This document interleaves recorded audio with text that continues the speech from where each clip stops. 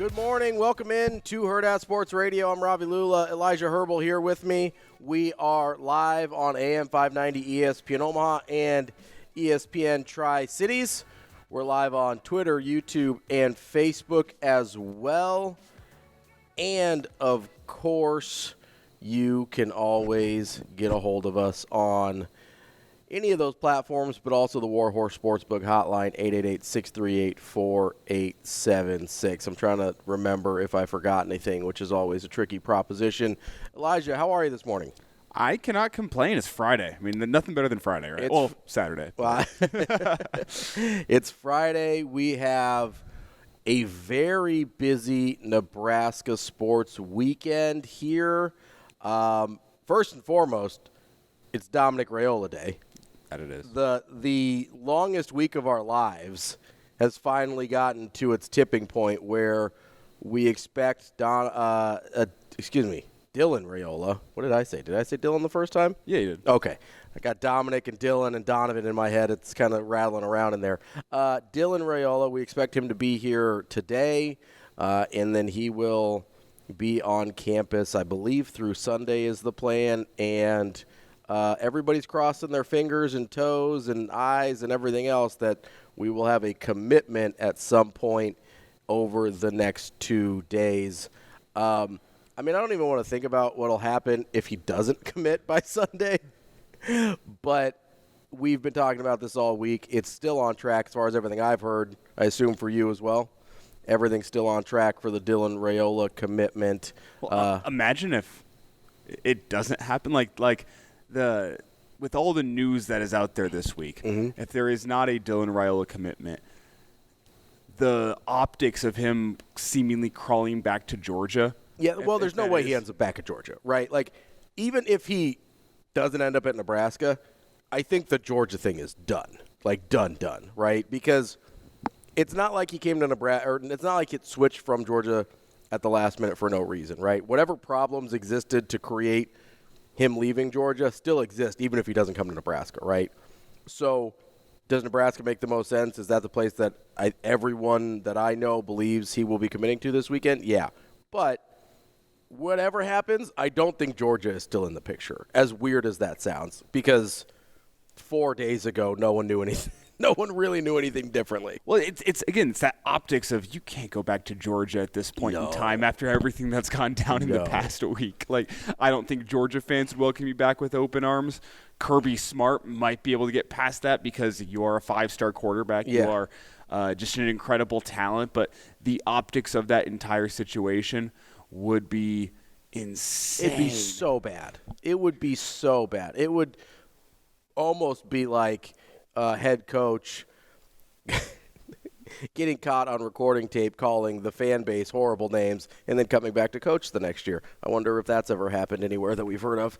To be fair, Bo had a point. There were some fair-weather fans there that Ohio State game. Listen, my dad wanted to leave at halftime. I said, no, Dad, we're staying right here. Don't get me wrong. I've come across my fair share of, we'll use the word annoying because we're on radio, annoying, fair weather, totally out of their minds. I've been on message boards and Twitter a lot this week trying to make sure I'm not missing anything. And there's some people out there that I just don't even understand how they process information. Do you ever because I feel like I have a pretty good ability to see different points of view. But there's some instances where I'm looking around and I'm just like, I don't even know how we got from there where you are right now. And that's like the sweet spot of message boards. There's more reason for it now, though, than there was 10 years ago, because I understand the PTSD that has happened to Husker Nation over the past 10 years. I understand you being dubious of the media because of what has happened over the past 6 years. I think the media learned a lot from the entire Scott Frost tenure at Nebraska. I can understand fans having their doubts about the media or being that fair weather fan of saying, you know what, up until the point where I see Nebraska come back, I am going to be a quote unquote bad fan. Like, I understand that side of things. Oh, and I don't even just mean that, right? Like, I understand being like, hey, I'm not spending money on this until they figure out what they're doing, or I'm not going to trust these people because they were covering up stuff for Scott Frost for 5 years or whatever. Like, I get that. Like, I actually understand people who have gotten to that point. What I don't understand is, let's just use the news of the week, for instance, right? Okay, on Sunday and early Monday, seems like Nebraska is going to get Kyle McCord, right? That's super exciting. Big upgrade over what was in the room. No offense to the guys still in the room. Big upgrade over what was in the room this year. Everybody's pretty happy. Monday night, we hear Dylan Raiola is super interested in Nebraska as well. Everybody's McCord and Raiola, greatest thing in the world. Let's do this. By Wednesday, I think, maybe by Wednesday, McCord is out. Wednesday afternoon. Yep. And so we're sitting there, and this is where I don't get it, right? Where people, I mean, it still looks like we're getting Raiola. I mean, then and now, still looks like we're getting Raiola. And people think that the world is over because Kyle McCord decided not to come to Nebraska, but it still seems like they're getting Dylan Raiola. Those are the people that I'm like, wait, how did a week ago getting Dylan Raiola over Kyle McCord? Like, if somebody had just a week ago been like, hey, Kyle McCord can commit here or Dylan Raiola can commit here, you got it. And it kind of gets back to the point that I made yesterday on the show of that there's two ways you could have seen that Kyle McCord news, as a domino falling or as the sky is falling. And based on everything you've seen in the past decade as being a Husker fan, I don't blame you for seeing that news and saying the sky is falling. This is going to end up blowing back up in Matt Rhule's face. This isn't going to work out. It's the worst possible situation is going to end up happening from this. I don't blame a Husker fan for regressing back into that mindset because of everything you've seen in the past 10 years. Everything you've seen in the past 10 years would lead you to believe this is a cursed program. The worst possible outcome. And the worst possible outcome is going to happen, which is that Nebraska loses tried everybody. To play their cards. Yeah. And they thought they were getting Raiola, so they pushed out McCord. They pushed out Daniel Kalen. Raiola is not going to commit, and Nebraska's going to end up with Chubba Purdy and no other quarterbacks next season. I understand why your mind goes there. And again, I understand that as well. But there is a segment of the population, and this is where I don't get it. There's a segment of the population, and it's probably a very small segment, to be fair. Twitter and message boards are not a good representation of the entire population. I understand that. But there are people out there that they think the sky is falling, even though they still think Dylan Raiola is coming. They think just their expectations had gotten so warped in like a 24-hour period that Nebraska was going to get McCord for 1 year, Raiola for 2 or 3 after that, and everything was going to be perfect, and that their expectations had gotten so warped in just like 24 hours that they couldn't even be happy about the prospect of a generational prospect at quarterback still coming to campus. That's where you lose me, right? Yeah. If I understand the paranoia of, oh no, they're going to lose everybody. I totally get that. That would be the most Nebraska thing to happen in this situation. The most 21st century Nebraska thing to happen in this situation. I get that. What I don't get is it's like I think, I don't remember, some comedian made a joke one time about how you had no idea there was Wi-Fi on a plane. And then when the Wi-Fi stops working on the plane, you lose your mind. It's like, this didn't even feel like a possibility 30 minutes ago. It's like you were mad about a thing that you didn't even know was a possibility, but your expectation changed so quickly that all of a sudden you're mad that you don't have Wi-Fi on the plane now. It's like this, you didn't know this was a technology that was even possible. You're mad. Exactly. But the side note to that, completely different topic. I mean, am I the only person that if there's no Wi-Fi on the plane, I'm going to be turning on that cellular? Is that just me? Like, I think it might just be you. Yeah. See, and that's why I never get caught because it's just me. I mean, I feel like it would be easier. What's going to happen? The plane's going to fall out of the sky. So the worst thing that's going to happen is they're going to be like, oh, your cellular's messing with our communications. Whoever that is, stop it. I'm like, oh man, they got me. And I'll shut it off. But that's never happened. Yeah. I don't know. I'll be totally honest. I have no idea if that's still a thing that affects planes. It seems Mythbusters tested it. Did they? And they said it didn't. I think so. And if the Mythbusters say something, I am taking that as gospel. 100% accurate. I always assumed that it was like the old original cell phone technology was too similar to what the plane used for navigation and communications that it would like cross, kind of like when you've got like a CB radio. And if you're on the wrong channel, you can hear other people's conversations. Like, I assumed it was something to that. I know nothing about how technology works, so let me be clear here. Go ahead. I'll say Travis brings up a good point. That the question is do you get service on yourself up in the air? Sometimes yes, sometimes no. It's never very good, but if you're in a pinch and you need it, it works out. Fair. Totally fair. I was taking an umpiring test last year on a flight. It was really, really important. It was really, really important. It was right before the season. We needed to get it done. And I was sitting up there like with the little tray table and my test out there, filling out all the answers. Nailed the test, dude. So I had enough service to get the answers that I needed from that online rule book. That's the urgent thing you had to take care of, was I have to take my umpiring test. Oh, it's a big deal.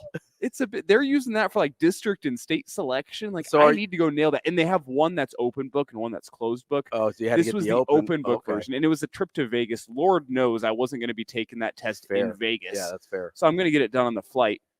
Absolutely nailed the test. I'm pretty sure I got like a 98 out of 100. Was there an option to do the test before your flight? That's a question that I don't feel comfortable answering. You don't want to at this point in time. You don't want to incriminate yourself. No. Fair. Yes, that was an option. Though. Okay. Yeah. No. I don't even recognize what we're doing. Poor time management, Shane. I have always wondered, like, okay, we're really trusting, like, either the technology of airplane navigation and communication is way too fragile, and we need to fix that if it can be flummoxed by somebody who like bought something from the Apple store and forgot to turn off airplane mode. Like, I don't think any of us are comfortable with our flight safety being in the hands of someone who can just turn off airplane mode. Exactly. So either they've dramatically exaggerated the damage that could be done in that situation, or we need to get better stuff on our airplane so that is not a possibility. Those are the only two options here. And Travis just coming off the top rope again in the chat. Appreciate you, Travis. He says, I never have any luck getting service while flying, but I always leave my phone on because the FFA.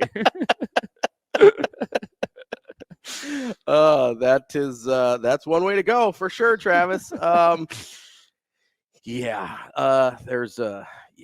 We're just gonna move on. There's a lot of other things going on besides these airplane the hooligans and Dylan Raiola. Obviously, burying the lead a little bit this morning. Nebraska volleyball. Oh, I thought you were going to talk about the Raiders for Shane. I'm almost certain I'm not going to get to that at all. The most exhilarating. That's totally on me. I would say he snuck in a bunch of the highlights into the open. I think he had his fun for the day. I was just really, really hoping they'd put up 70 so the Broncos wouldn't be the laughingstock of the NFL this year. And the Broncos have kind of turned it around. I do believe the Chargers still have taken the throne of the biggest laughingstock of the NFL, and maybe we'll just leave it at this for the day whenever we talk about Thursday Night Football.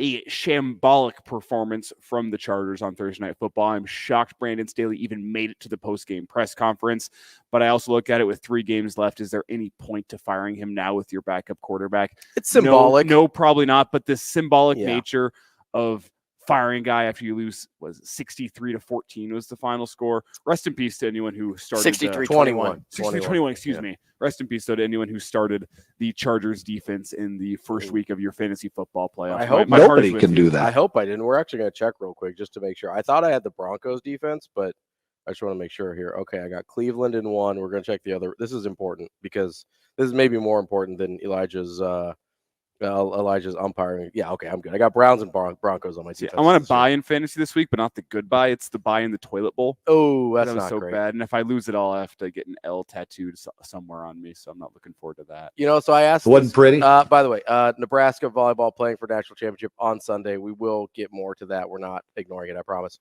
I asked this of Connor Havlick was in your chair last week, 2 weeks ago. I don't know, whatever. I asked him, would he rather allow me to choose the tattoo, but you get to choose where it is on your body, or it is a tramp stamp, but you get to choose what the tattoo is? Stuck between a rock and a hard place. Yeah, so basically you either get I really got to be choose careful on what I say about that. the design or the location. That's it. And in exchange, because I'm not a horrible person. Last week, I think the exchange was I give you 8 wins for the season.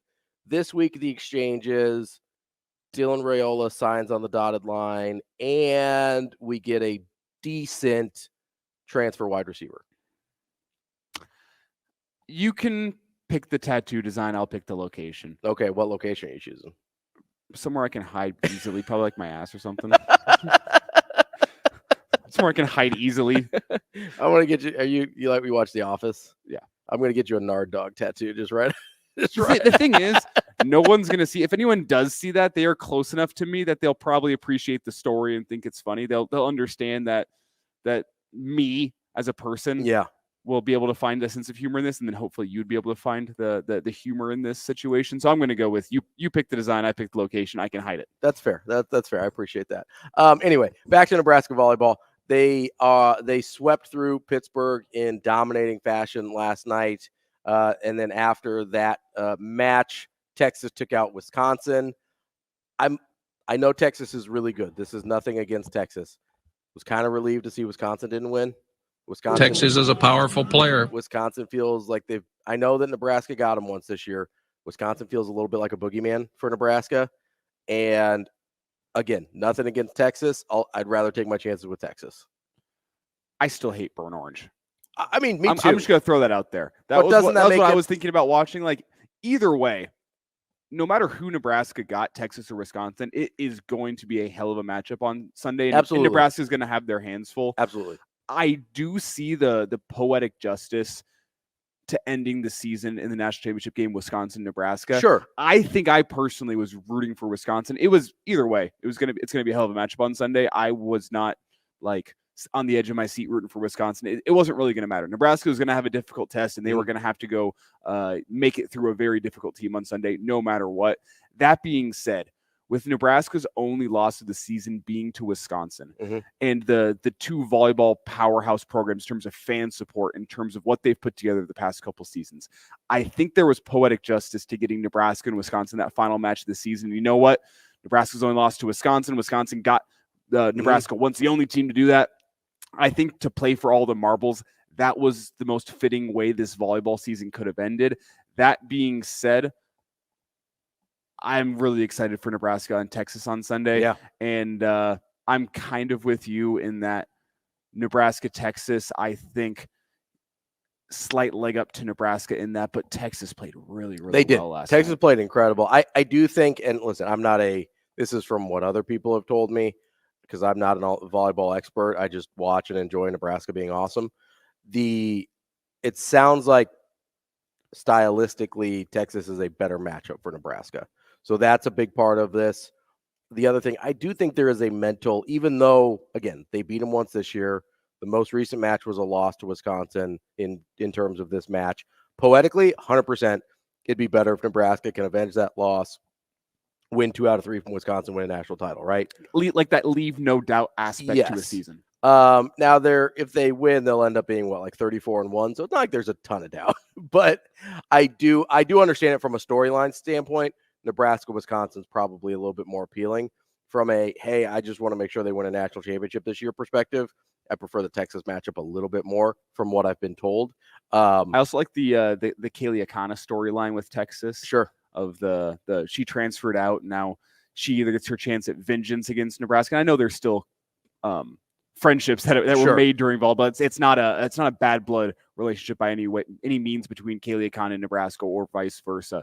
I think that's an interesting storyline you can hit on Sunday. Either way, there was going to be great storylines, and either way, it's a team that Nebraska has played plenty with. Nebraska, Texas dating back to the Big 12 days. Nebraska, Wisconsin has been the new rivalry of the Big 10.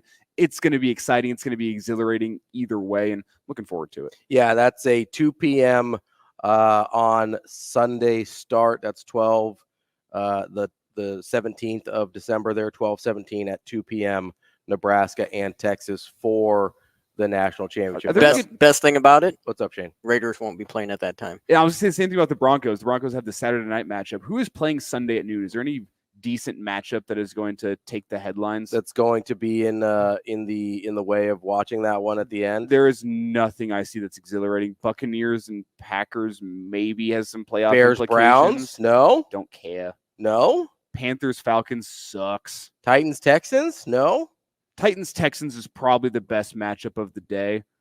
I still give the advantage to the Texans. We'll see what Will Levis can do on a slightly shorter week. Chiefs-Patriots is going to be an awful, gross game to watch. Yeah, there's no good games at noon. So kind of a terrible NFL Sunday aside from is. Bills and Cowboys. Ravens, Jaguars, Sunday Night Football should be decent. Yeah, I'm also Cowboys-Bills is a good one, and Ravens-Jaguars is decent. That's about it. It's kind of a rough slate this weekend, so you have no excuse not to watch Nebraska volleyball play for a national championship. If you want more coverage of volleyball, make sure you hit up the Hurrdat Sports social media channels. Anna Bellinghausen is down there. Jacob Padilla is down there. I believe Kyle Byers is down there with doing videography, photography, all that kind of stuff that he does. Make sure you check that out because we have got you covered for volleyball in Nebraska. One final thing here before we get out the segment. I know we're up against it. We have an early morning Dylan Raiola tweet. Uh-oh. What do we have? He tweeted out the definition of the word purpose. What's that? It's just the word purpose. Noun. Living life to the fullest and knowing there is a reason for your journey. Right there. Devotion to God's calling and those things that bring your soul joy and peace. Knowing the value of sharing your gifts with others. Purpose. That doesn't give me any breadcrumbs, I don't think. You don't? I think he's talking about the purpose of restoring Nebraska to glory. The legacy of coming back and leaving your mark at Nebraska. There's no other reason for him to be tweeting something like that on the day he's hopping on a plane and flying to Nebraska. Probably getting in the plane about now. I mean, unless he might be pulling the Elijah Herbel and tweeting from the air with his airplane mode off. Something tells me the Raiola family can afford the in-flight Wi-Fi. That is our opening segment for the day. We will have much more on Nebraska volleyball, on Dylan Raiola, on all sorts of things happening this weekend. Big sports weekend for the University of Nebraska, and big game for Creighton basketball this weekend as well. We'll set up the show, let you know who we're going to be talking to next on Hurrdat Sports Radio. Welcome back to Hurrdat Sports Radio here on AM 590 ESPN Omaha, ESPN Tri-Cities. I'm Ravi Lulla. That is Elijah Herbel here with me. We are live from the H&H Chevrolet stage at Hurrdat Sports Bar and Grill, and we are getting you ready for a jam-packed weekend of Nebraska sports, both on and off the field/court. We've got a bunch of great guests for you here today. Coming up at 8 o'clock, we're going to talk to Damon Benning about a bunch of stuff. Obviously, he's got quite a bit of insight into Nebraska football and everything going on there, but he's also super tuned in to the high school scene, and I mean, he watches everything. He's got a good eye, so we'll talk to him at 8 about just about everything that's going on in the sports world here locally. Up at 9, we will focus in on high school with Mike Sautter, and then 9:45 we'll wrap up the show with former Husker Matt Vrzal. We're also efforting our teammate here, Anna Bellinghausen, who is down in Tampa. We're going to try and join her at some point during the show today to try and get a little update on the ground from what's going on in Tampa with Nebraska volleyball. And dare I say, we have some Tampa Bay weather going on here in Omaha. It might be a little chillier, but it is the precipitation level is. I was very surprised when I was letting my dogs out this morning. One of them refuses to go outside in the rain, so he just walked out and walked right back in. And I was not awake enough yet to realize that it was raining, so I was like, Doug, what are you doing, man? And then I realized it was raining. I was like, oh, he's not going to go out this morning. Meanwhile, my roommate's cat was pissed off at me because she's sitting at the door just meowing at me, wanting to go outside. I'm like, trust me, you're not going to like it out there. I know better than you. In just 30 minutes while I'm making my coffee in the morning, just meowing at me, making me want to absolutely go right back to bed and get the hell away from that cat. It was brutal. My cat also has this thing where he wants to go outside when it is the worst temperatures. Yeah. It's like when it was, I don't know, it was a couple years ago when it was negative 20, actual air temp was negative 20 outside, and he's pawing at the door and meow. I was like, what are you doing, bro? I was like, listen, man, you've got a good life here. I need you to chill a little bit. You get wet cat food every night. You're a little chunky. I'm not sure you make it out in the wild anymore. Not exactly in predator shape anymore. Listen, there's a reason we call him Potato. Yeah, like my roommate's kind of like, I turn on a space heater for you to nap. Like I go through that energy. I make the rest of the house cold because it's too close to the thermostat. Like I do so much for you. And here you want to go outside in the rain? Is your space heater not good enough for you? It is not good enough. Just it's tough. Cats, man, they're tough. Cats suck. I love my cat. My roommate's cat, I should say. But man, they're the worst. I didn't know I was a cat guy, and then we got one, and I was like, oh, kind of like this little fella. That's true. We exactly. That's the thing. Is like cats are so soft and fluffy. Shane like, gets it. They might be mean. I would say until they're sharp and mean, and then you're like, God. We just go back to sports. No, it's fine. Just talking about cats here on a morning show is not a big deal. Wanted to get back into a little bit of the conversation we were just in. Obviously, reminder: Nebraska Volleyball playing for a national championship this weekend. No big deal, as Doc Sadler would say. So we're definitely excited about that. They'll play Texas. No big deal. Thank you. They'll play Texas on Sunday. Dylan Raiola in town this weekend. But as we were talking a little bit, we touched on it a little bit earlier, and we touched on it a lot yesterday with the Kyle McCord leaving situation, right? And so I'm tell me if I'm being an irrational Nebraska fan here, right? But I'm looking at the other options that Kyle McCord has for where he's potentially going to school. And I'm looking at, okay, it looks like likely Syracuse, maybe Rutgers, which I think that, part of that's a location thing. I get that. But while he would absolutely have been an upgrade over what was in the room this year, am I crazy to be like, okay, if he was as good as we were hoping he would be at Nebraska, wouldn't there be other interested parties other than Syracuse and Rutgers? Like, am I crazy there?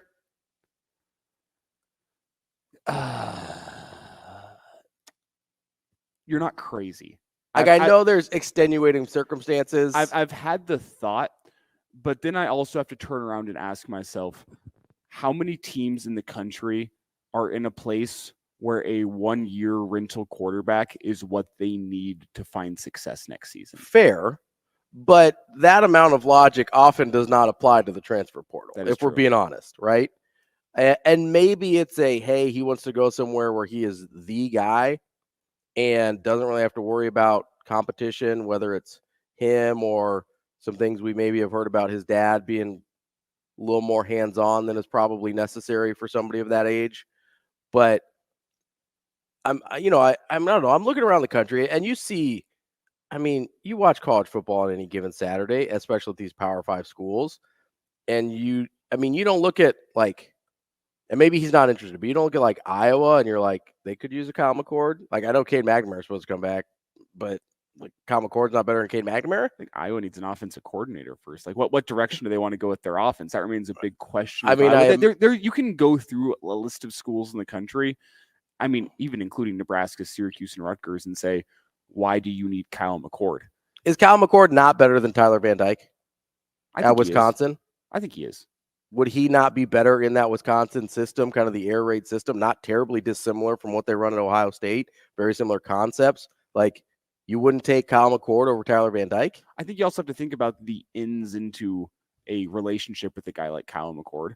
I get that. Sure, I do. But it wouldn't be especially with quarterbacks and teams that need quarterbacks, which is almost everybody most of the time. Now, if you don't want to take a chance on a 1-year rental, totally understand that, right?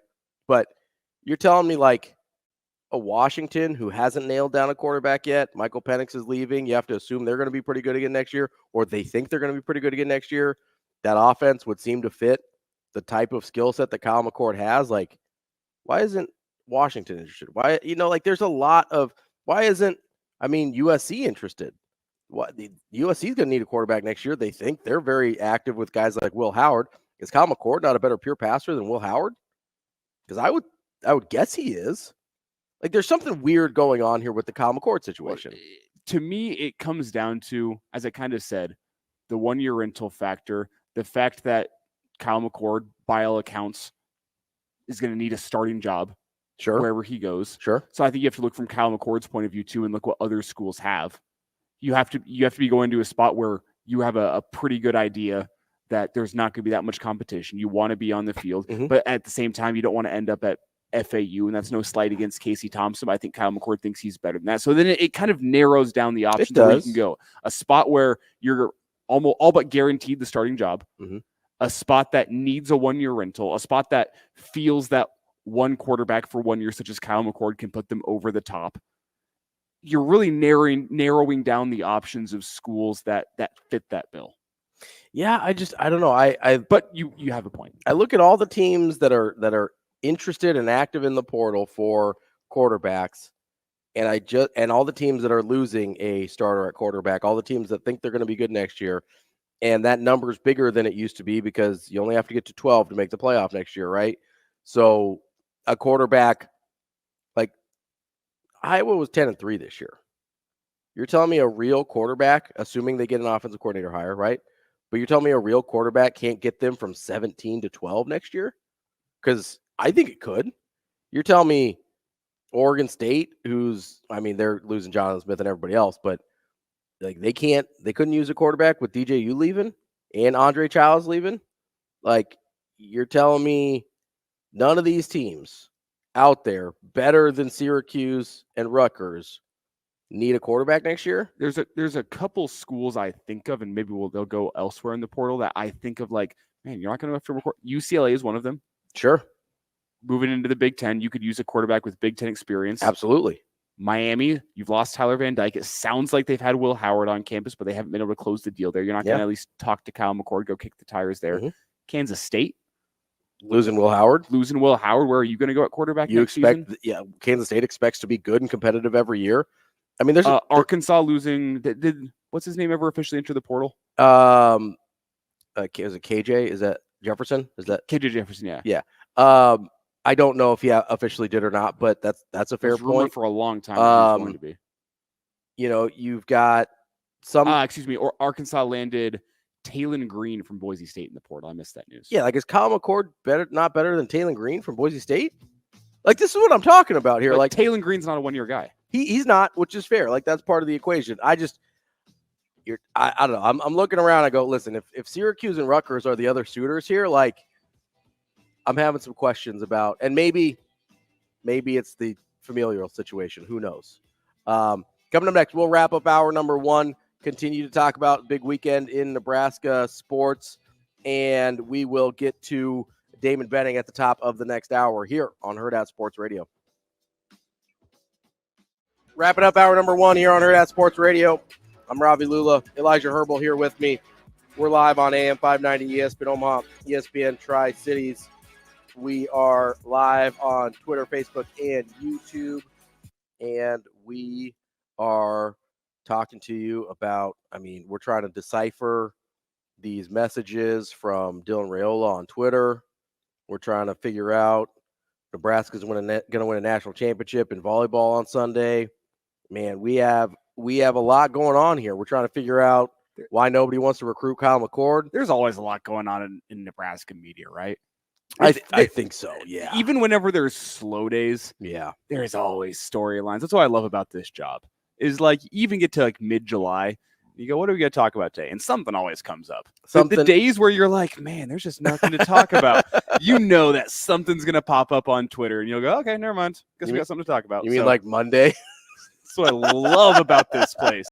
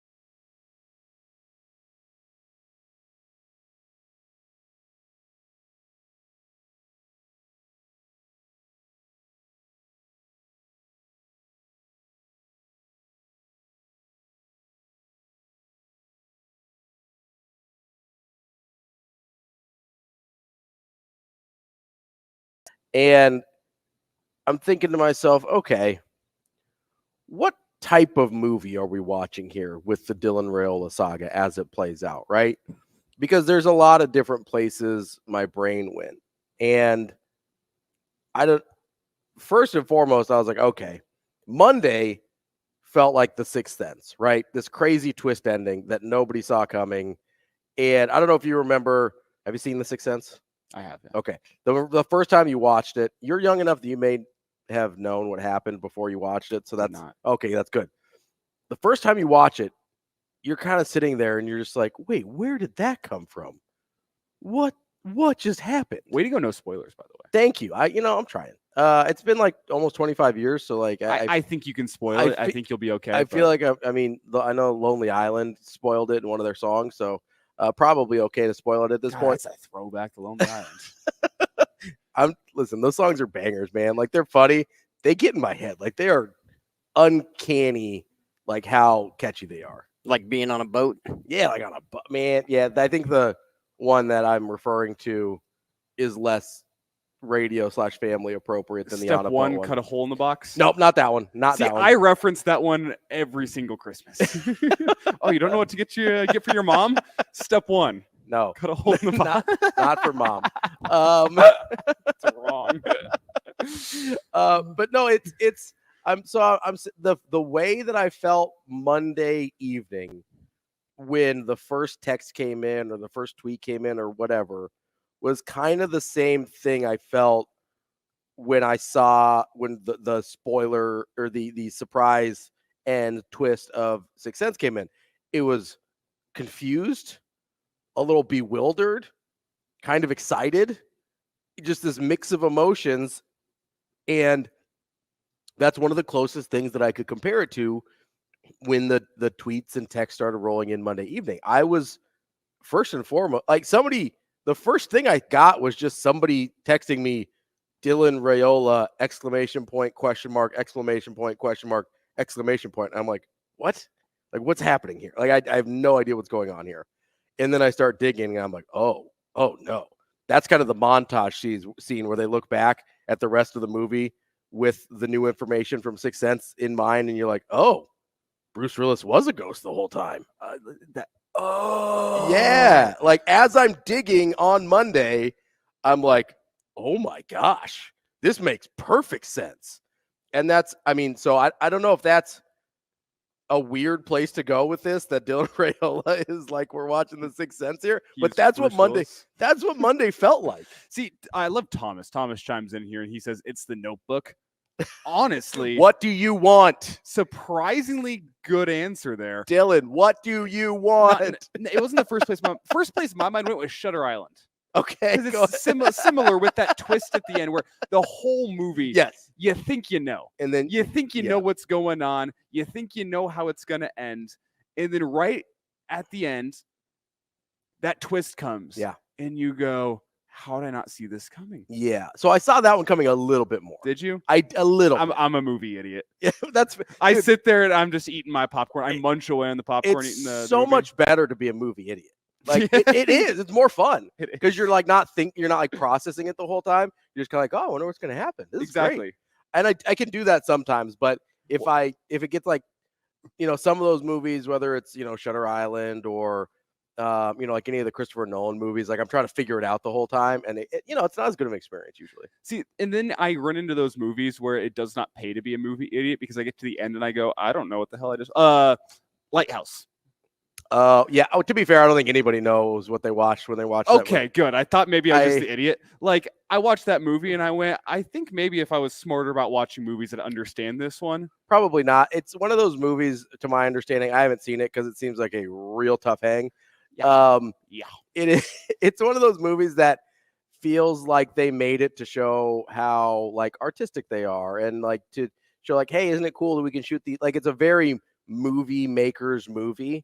And not so much a general public movie, which like it's fine. It's a very fancy way of saying it sucks. Well, it's not a good movie. I'm actually okay with like I think there's room for a lot of types of different movies, and some people just want to like experiment with certain things as like an artistic expression on film, and like that's great. I'm not going to watch that. Like that's a pass for me. Just don't advertise it, please. but that's, that's for other people. That's great. It's like music. Like not everybody appreciates the greatness that is Creed, and we do. So it's not for everyone. But Creed's more for the general public. It is, than Lighthouse. yeah. No, but like think of I don't know what's a weird bit like Neutral Milk Hotel. Like that's a real band. I think.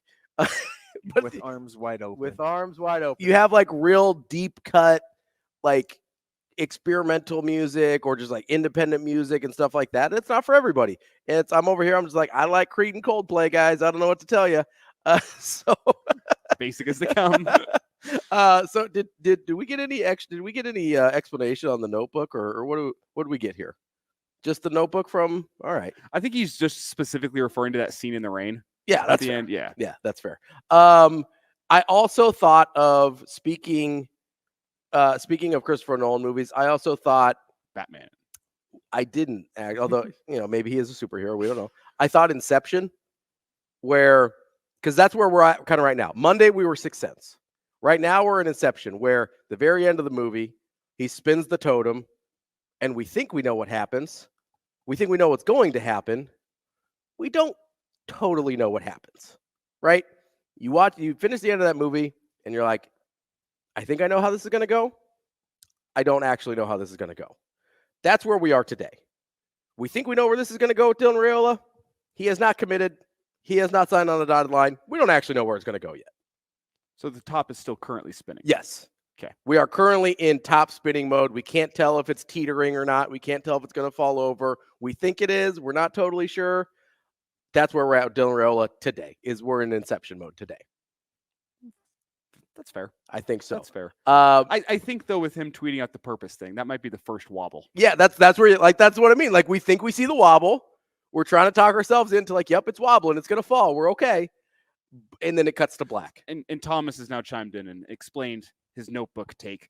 She goes off with the rich guy who she thinks will give her a good life, but she comes back to where her heart is. Comes back for love. What a perfect analogy, Thomas. How well perfect done. is it on a rainy day in Omaha? Thomas might have nailed it. Thomas, you might be taking my job. Thomas, that's a terrific one. So what I'm hoping for, so I did Monday, I did today. I'm hoping by Sunday we're at the Matrix, right? Where Neo is the one. We thought it was dead. Came back to life at the end of the movie to vanquish the machines and Agent Smith and everything like that. I'm hoping by Sunday we're at Matrix mode. The full resurrection has happened, and we've got Dylan Raiola committed. There's a beautiful tweet and a graphic and a movie and whatever else and a full-length feature film that to announce his commitment to Nebraska.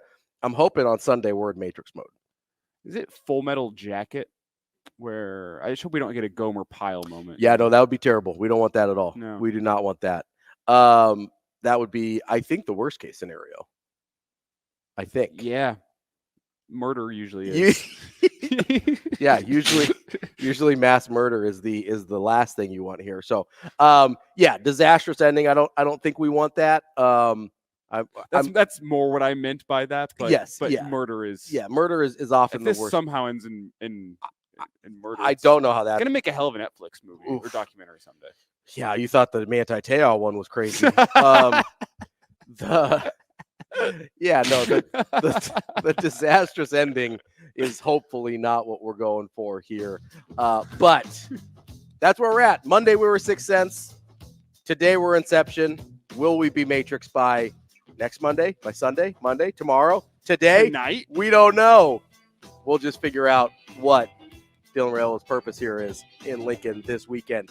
Coming up next, our purpose is to talk to our guy Damon Benning about all things going on. Nebraska, Dylan Raiola, high school hoops, college hoops. We will cover it all with our guy DB here on Hurrdat Sports Radio.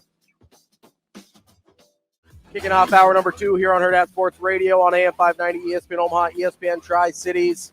We're on Twitter, Facebook, and YouTube, live from the Hurrdat Sports Bar and Grill, the H&H Chevrolet stage. Want to remind you, using your seatbelt saves lives and prevents injuries, but only if it is properly worn. Make sure it clicks. Make it click. This message from the NDOT Highway Safety Office. Joining us now on the Warhorse Sportsbook Hotline is our guy, Old DB, Damon Benning. What's going on, buddy? Hi, guys. How are you? Oh, we are living the dream over here, just having a good time, getting to know Elijah, and trying to see if we like each other. Just trying to make it through a slow week here. I tell you what. Elijah, I kind of like your style. Plus, in our household, we buy Herbal Essence shampoo, so like you're scoring like double bonus points. We get the botanical blend, man, so it's all good. I'm glad you get it. And I'm glad you, even despite the fact that it's Herbal Essences, I screwed myself up in like 6th grade when I made that my Twitter handle. Everyone from like that point on, it's like, Elijah Herbel is your name. And I totally have disrespected my ancestors. I've done it wrong the entire time. Everyone mispronounced my name, and I can't even be mad about it because it's my own fault. DB, I'm not lying to you. I had like a 30-minute conversation with Gorman before Elijah came in yesterday. I was like, is it Herbal or Herbal? And he's like, honestly, I don't know. And in CG, he's just gonna go with whatever, man. So it's like he's so cool. It's like, yeah, whatever he likes. You like it, I love it. Potato. For years, Shane called you Ravi. Oh yeah, yeah.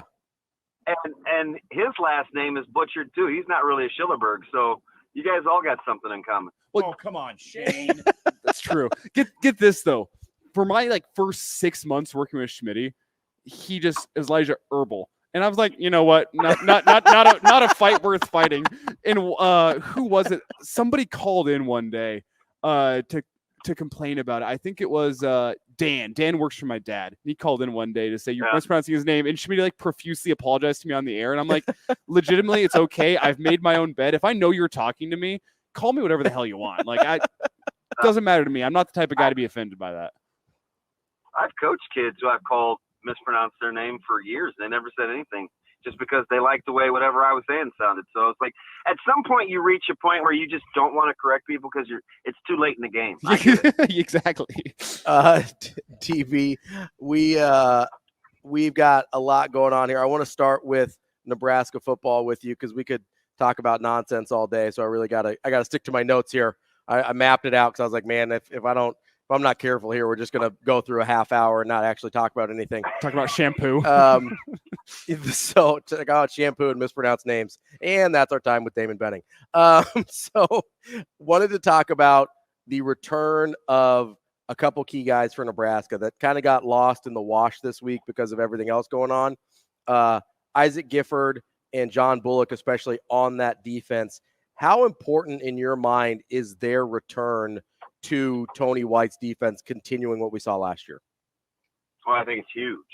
It not only provides leadership, but continued depth because they've got a couple of young guys, that they like, that they're going to continue to bring up slowly, developmentally. And you have a couple of guys from a leadership standpoint that practice a certain way, that hit guys a certain way, that know the standard, right? We joke all the time about my guy Tomlin, the standard is the standard. Mm-hmm. But when you bring two guys like that lay it on the line Monday through Friday constantly, those guys are good tone setters, and you need those. And then when you add in the fact they're two of the top 5-6 leading tacklers, one's the top tackler, then that typically never hurts.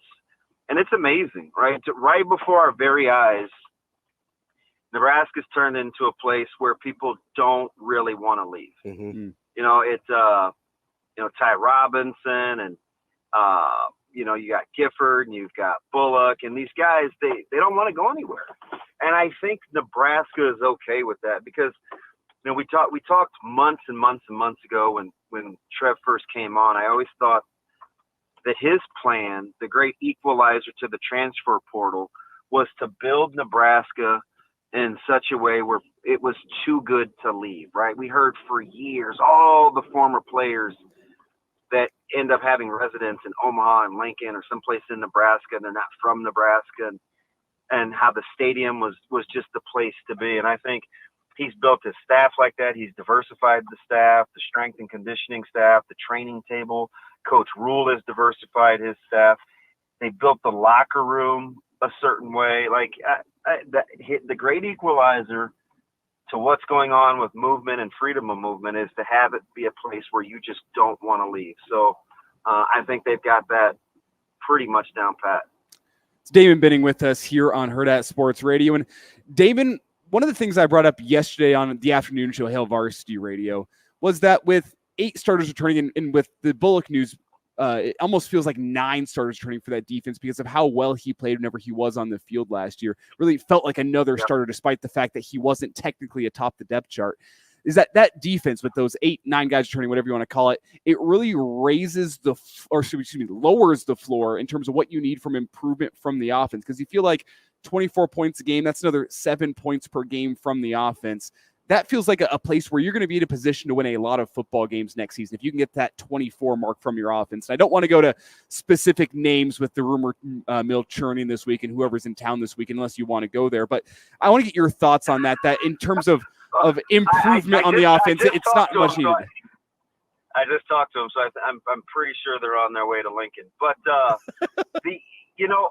think with this defense, on paper it looks fantastic, but I tell you, it's dangerous to kind of think, all right, if we just do this, then this, because I think, and it's not a you thing. Listen, everybody does it. I know when SC was courting Coach White, it was, if you just do this, then we'll do this. We heard Coach Frost say, if the defense does do this, then we just need. When you start getting into conditions of minimizing performance, you're in dangerous ground. So while on one hand, I get what you're saying, right? If you can just have some sort of a semblance of the 2023 defense, not as much pressure on the offense, but the defense is saying to themselves 2 things. Number one, listen, we got to get better. Right? We at no point when we had a chance to close the game out defensively did we get the job done. We need to be better. We need to be better on 3rd down. We need to be better at taking the ball away. We need to be better with our situational penalties, right? You can't give up a pass interference when you're in cover 3, right? So things like that, they're going to be motivated by. The offense is thinking, hey, we got to hold up our end of the deal. We don't want to go through another year where people look at us as like, lesser than. So I get it on paper, but I'm telling you, the functionality of it in the locker room, I think everybody is dialed in, and they got started right away. With guys not wanting to go home and stand around the weight room. This team is hungry. They're looking for way more in 2024. That's for sure. DB, I am not going to be as tactful as Elijah, and I'm going to ask you kind of whatever I want. And if you don't want to answer, just tell me. I'm used to it. I was going to say, you know me. I'm not going to beat around the bush here. I'm 100% used to it. So, obviously, the Dylan Raiola story is the biggest thing going on this week. At what point, without saying anything you don't feel like saying, at what point did you start to think, oh, this actually might be a thing? Sunday morning. Okay, so about 24 hours before the rest of us. Yeah, Sunday morning. Had some conversations with Dom and told him that, hey, would love to, let's figure it out, because he and I have been.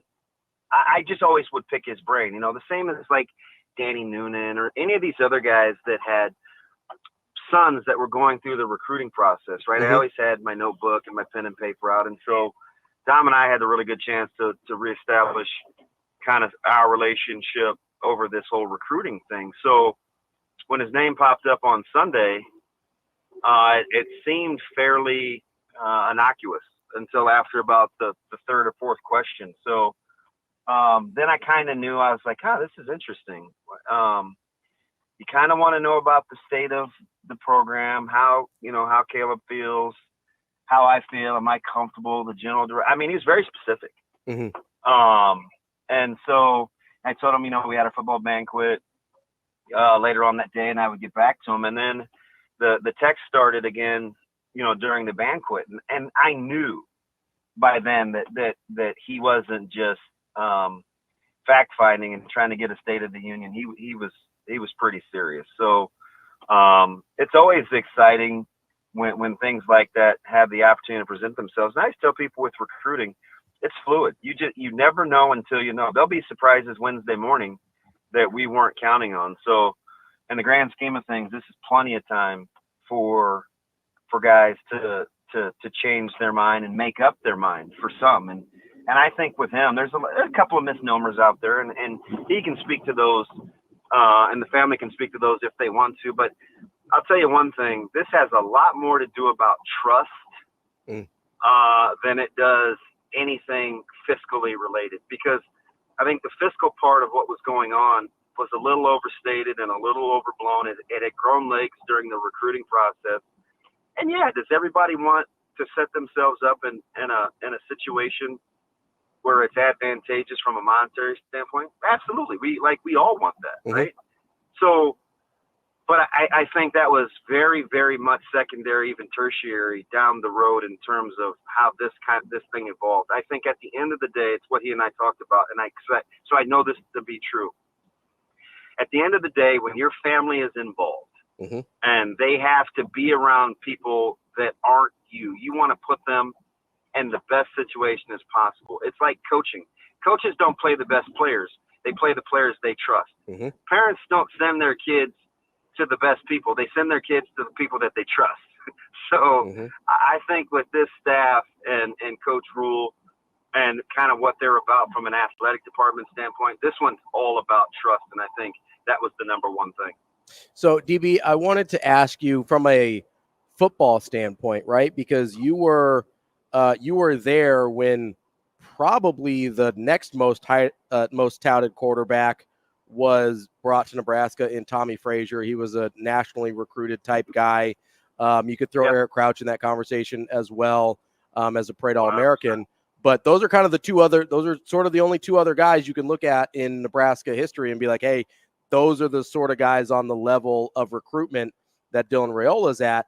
How much of an impact does a guy like that at the most important position have on an overall team? I know circumstances were different back in 92 when T. Frazier took over, but like how big of an impact can that realistically have? Because I know as fans, we get really big ideas in our heads and stuff like that, but from being in that situation, what can that mean for a team? The number one thing is, I'll go back to the trust word, because the talent is the talent. So I won't talk about that. Great deep ball, good size, moves well enough around the pocket to give you a little bit of duality, although he's definitely a pass-first guy. He's not going to be a statue back there. I think his fitness will continue to improve. So I don't worry about the talent standpoint. But with the two guys that you mentioned, with T. Frazier and EC, mental toughness is the thing. Being a gamer, situationally, how am I when it doesn't look good? We need some leadership. We've got to make a play, because for all the revisionist history about whether EC went home or quit or didn't quit or how the whole Newcomb thing shook out. What I do know about his competitive nature and his psyche is when it mattered most was when he played his best football. And that's what a transcendent talent can do. It's not so much about the physical attributes. It's about if there's something on the line and we've got to have it, can I trust that guy? That was definitely T. Frazier, and that was definitely EC. They played with such mental toughness, almost unflappable, if you will. And I know some people might say, it's blasphemy to put those two guys in the same sentence, but they have some of the same characteristics. When it's nut cutting time, you want those guys to be the decision makers and have the ball, right? And you're talking to a guy that coaches a guy that when it's nut cutting time, you want Anthony Rizak to have the ball. I want him to have the ball. I want him to be the guy to make decisions because he's going to figure it out. So if Dylan is there mentally with some fortitude and toughness, his talent can take that offense to different levels, because I think it will be more about who this offense wanted to be a year ago when this thing first started versus who they had to be as the season progressed. And remember, we joked, and now it's come full circle.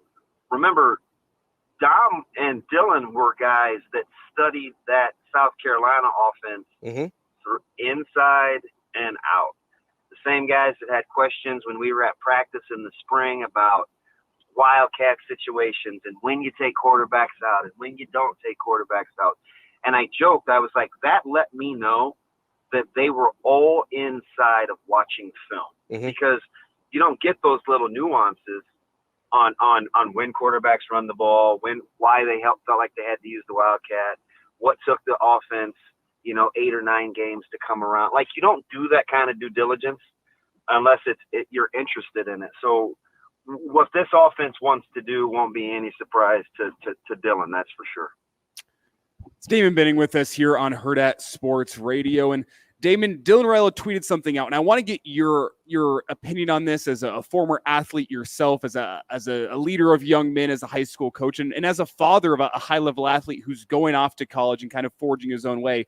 Dylan tweeted out the word purpose and the definition of the word purpose, the first line of which is living life to the fullest and knowing there is a reason for your journey. With your life experiences, and whenever you look at a guy like Dylan, what does that mean to you? And I think we can all read in between the lines and assume he is talking about Nebraska, but I specifically want to get your thoughts on purpose and that purpose of being a high-level athlete at a place like Nebraska, if you get what I'm saying. Yeah, that's a great question, and it's fairly deep, so I'll try to keep it simple. For him, I think in his personality, men typically have two things that drive them: a need to conquer and a need to be validated. I think that's, generally speaking, that's our temperament by nature. And it's heightened when you get to alpha competitors, a need to conquer. Like, what's my goal? What can I go out and attack today? And then the need to be validated, right?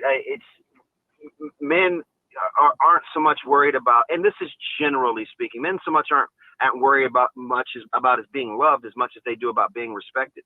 And so knowing his personality, when he talks about purpose and where he could potentially have the opportunity to further his career, why is it about the University of Nebraska? Because he may be saying, this was what I was destined to do all along. Could I function and play in a stadium with my last name on the building? Is this my destiny? Is this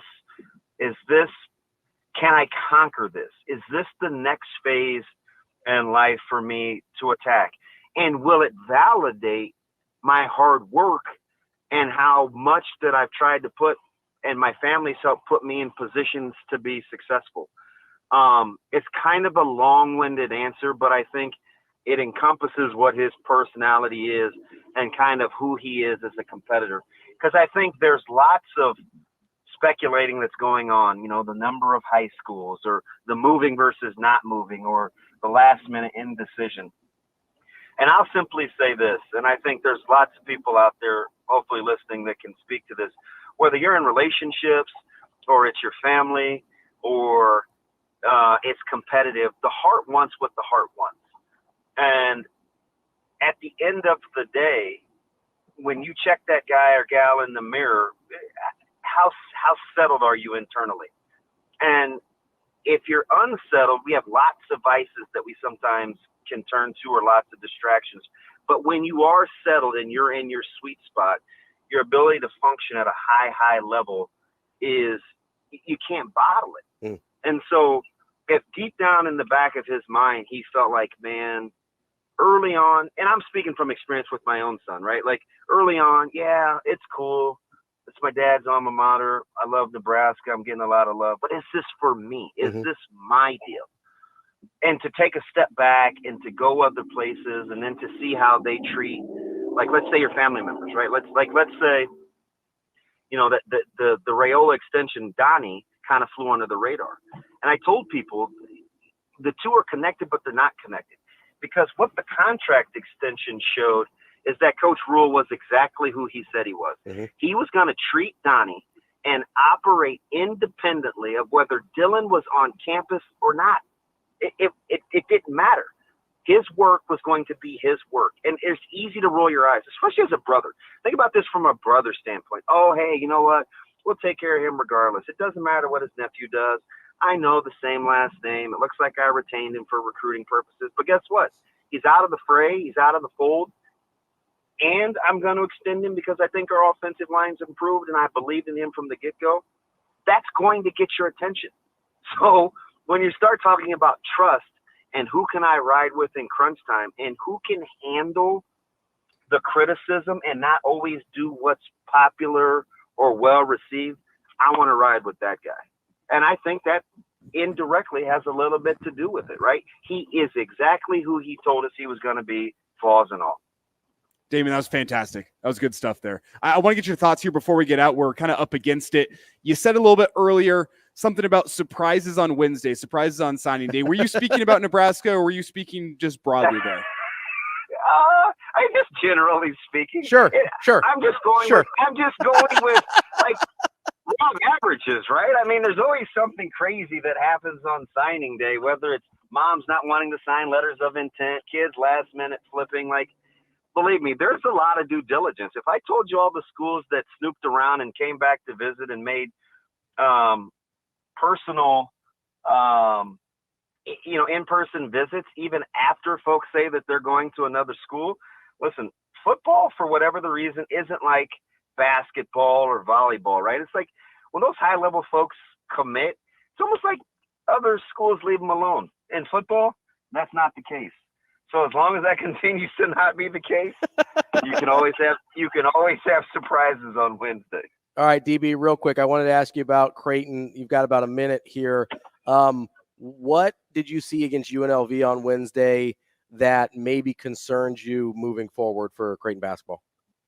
So there's two things. Number one, I think you've got to figure out a way to be more efficient on offense when you're not getting good shots. And I'm not talking about shot charts and distribution. I'm talking about, because if you just look at hard data and you're like, okay, we weren't shooting it well from behind the arc. Well, when were those shots coming, right? Where were they in the sequence of our offense? Were they off a pass? Was it off a set piece? Was it ISO and we're up against the clock? Like, they have to understand that, because for Kalkbrenner to get 13 field goal attempts and them still not shoot it well, that's a little bit of a concern. But the main thing is they got to get better defensively.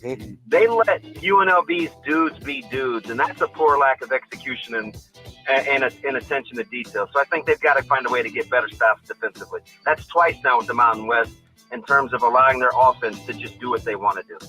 That's Damon Benning, Old DB. We appreciate you as always. Always good to talk to you, friend. Hey, whenever you name me. Absolutely. That's our guy, DB. Coming up next, he said something about conquering and validating that I want to get to here on Hurrdat Sports Radio. We're halfway through the show here on Hurrdat Sports Radio. Ravi, Lulla, Elijah Herbel here with you. We're on AM 590 ESPN Omaha.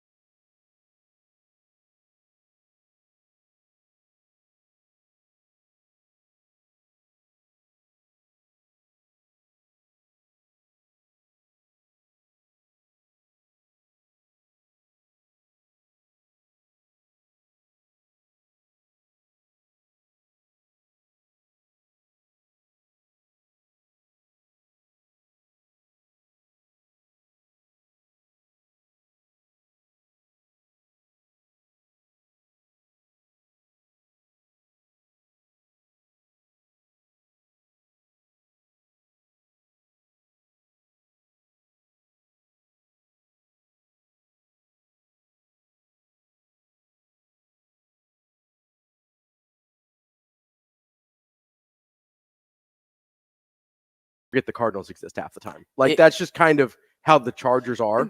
But the big problem with the Chargers right now is that they moved from being the big dog in their city, San Diego, which it wasn't much of a big dog. Like it's still San Diego, but now you're the little brother in your own city. Yeah. Like what a terrible, terrible move that was on their part. And but like also no one, I mean, listen, I know they wanted football in LA. If you're not good in LA, people don't care about you so fast. Oh yeah. It is a Lakers town through and through. And if you're not good and you're not the Lakers, nobody cares. Exactly. Like they get out of there real fast. Even if you're the Lakers and you're not good. Yeah, it's still like you're going to struggle to pull ratings. But the Lakers are about the only team in LA that can get any kind of interest without being good. And it's usually because they have stars, right? They were bad for a while. They still had Kobe. They struggle a little bit. They still have LeBron. Like the Lakers are the only team in that town that can survive being mediocre.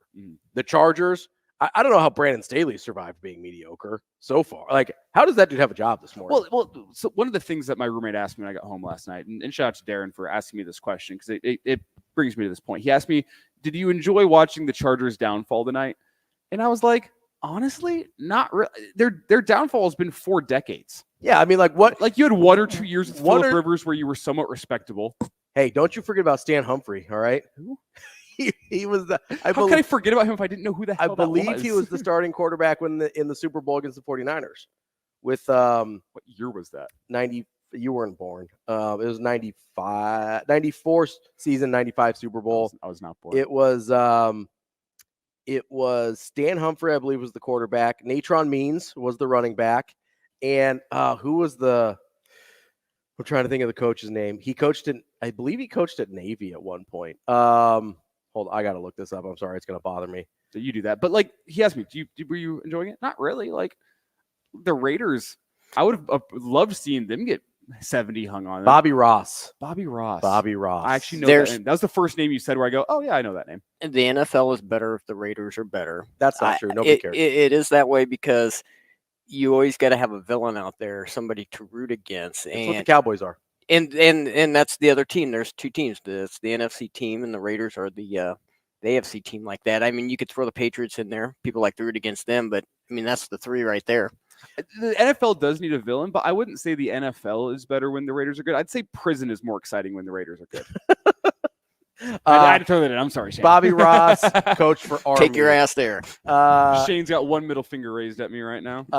Bobby Ross, coach for Army, not Navy. That's my bad. I thought it was a service academy. Anyway, enough about the 94 Chargers. But that's it. Like, there's no downfall for the Chargers because they've never been up. Like, you have to be up to fall down, right?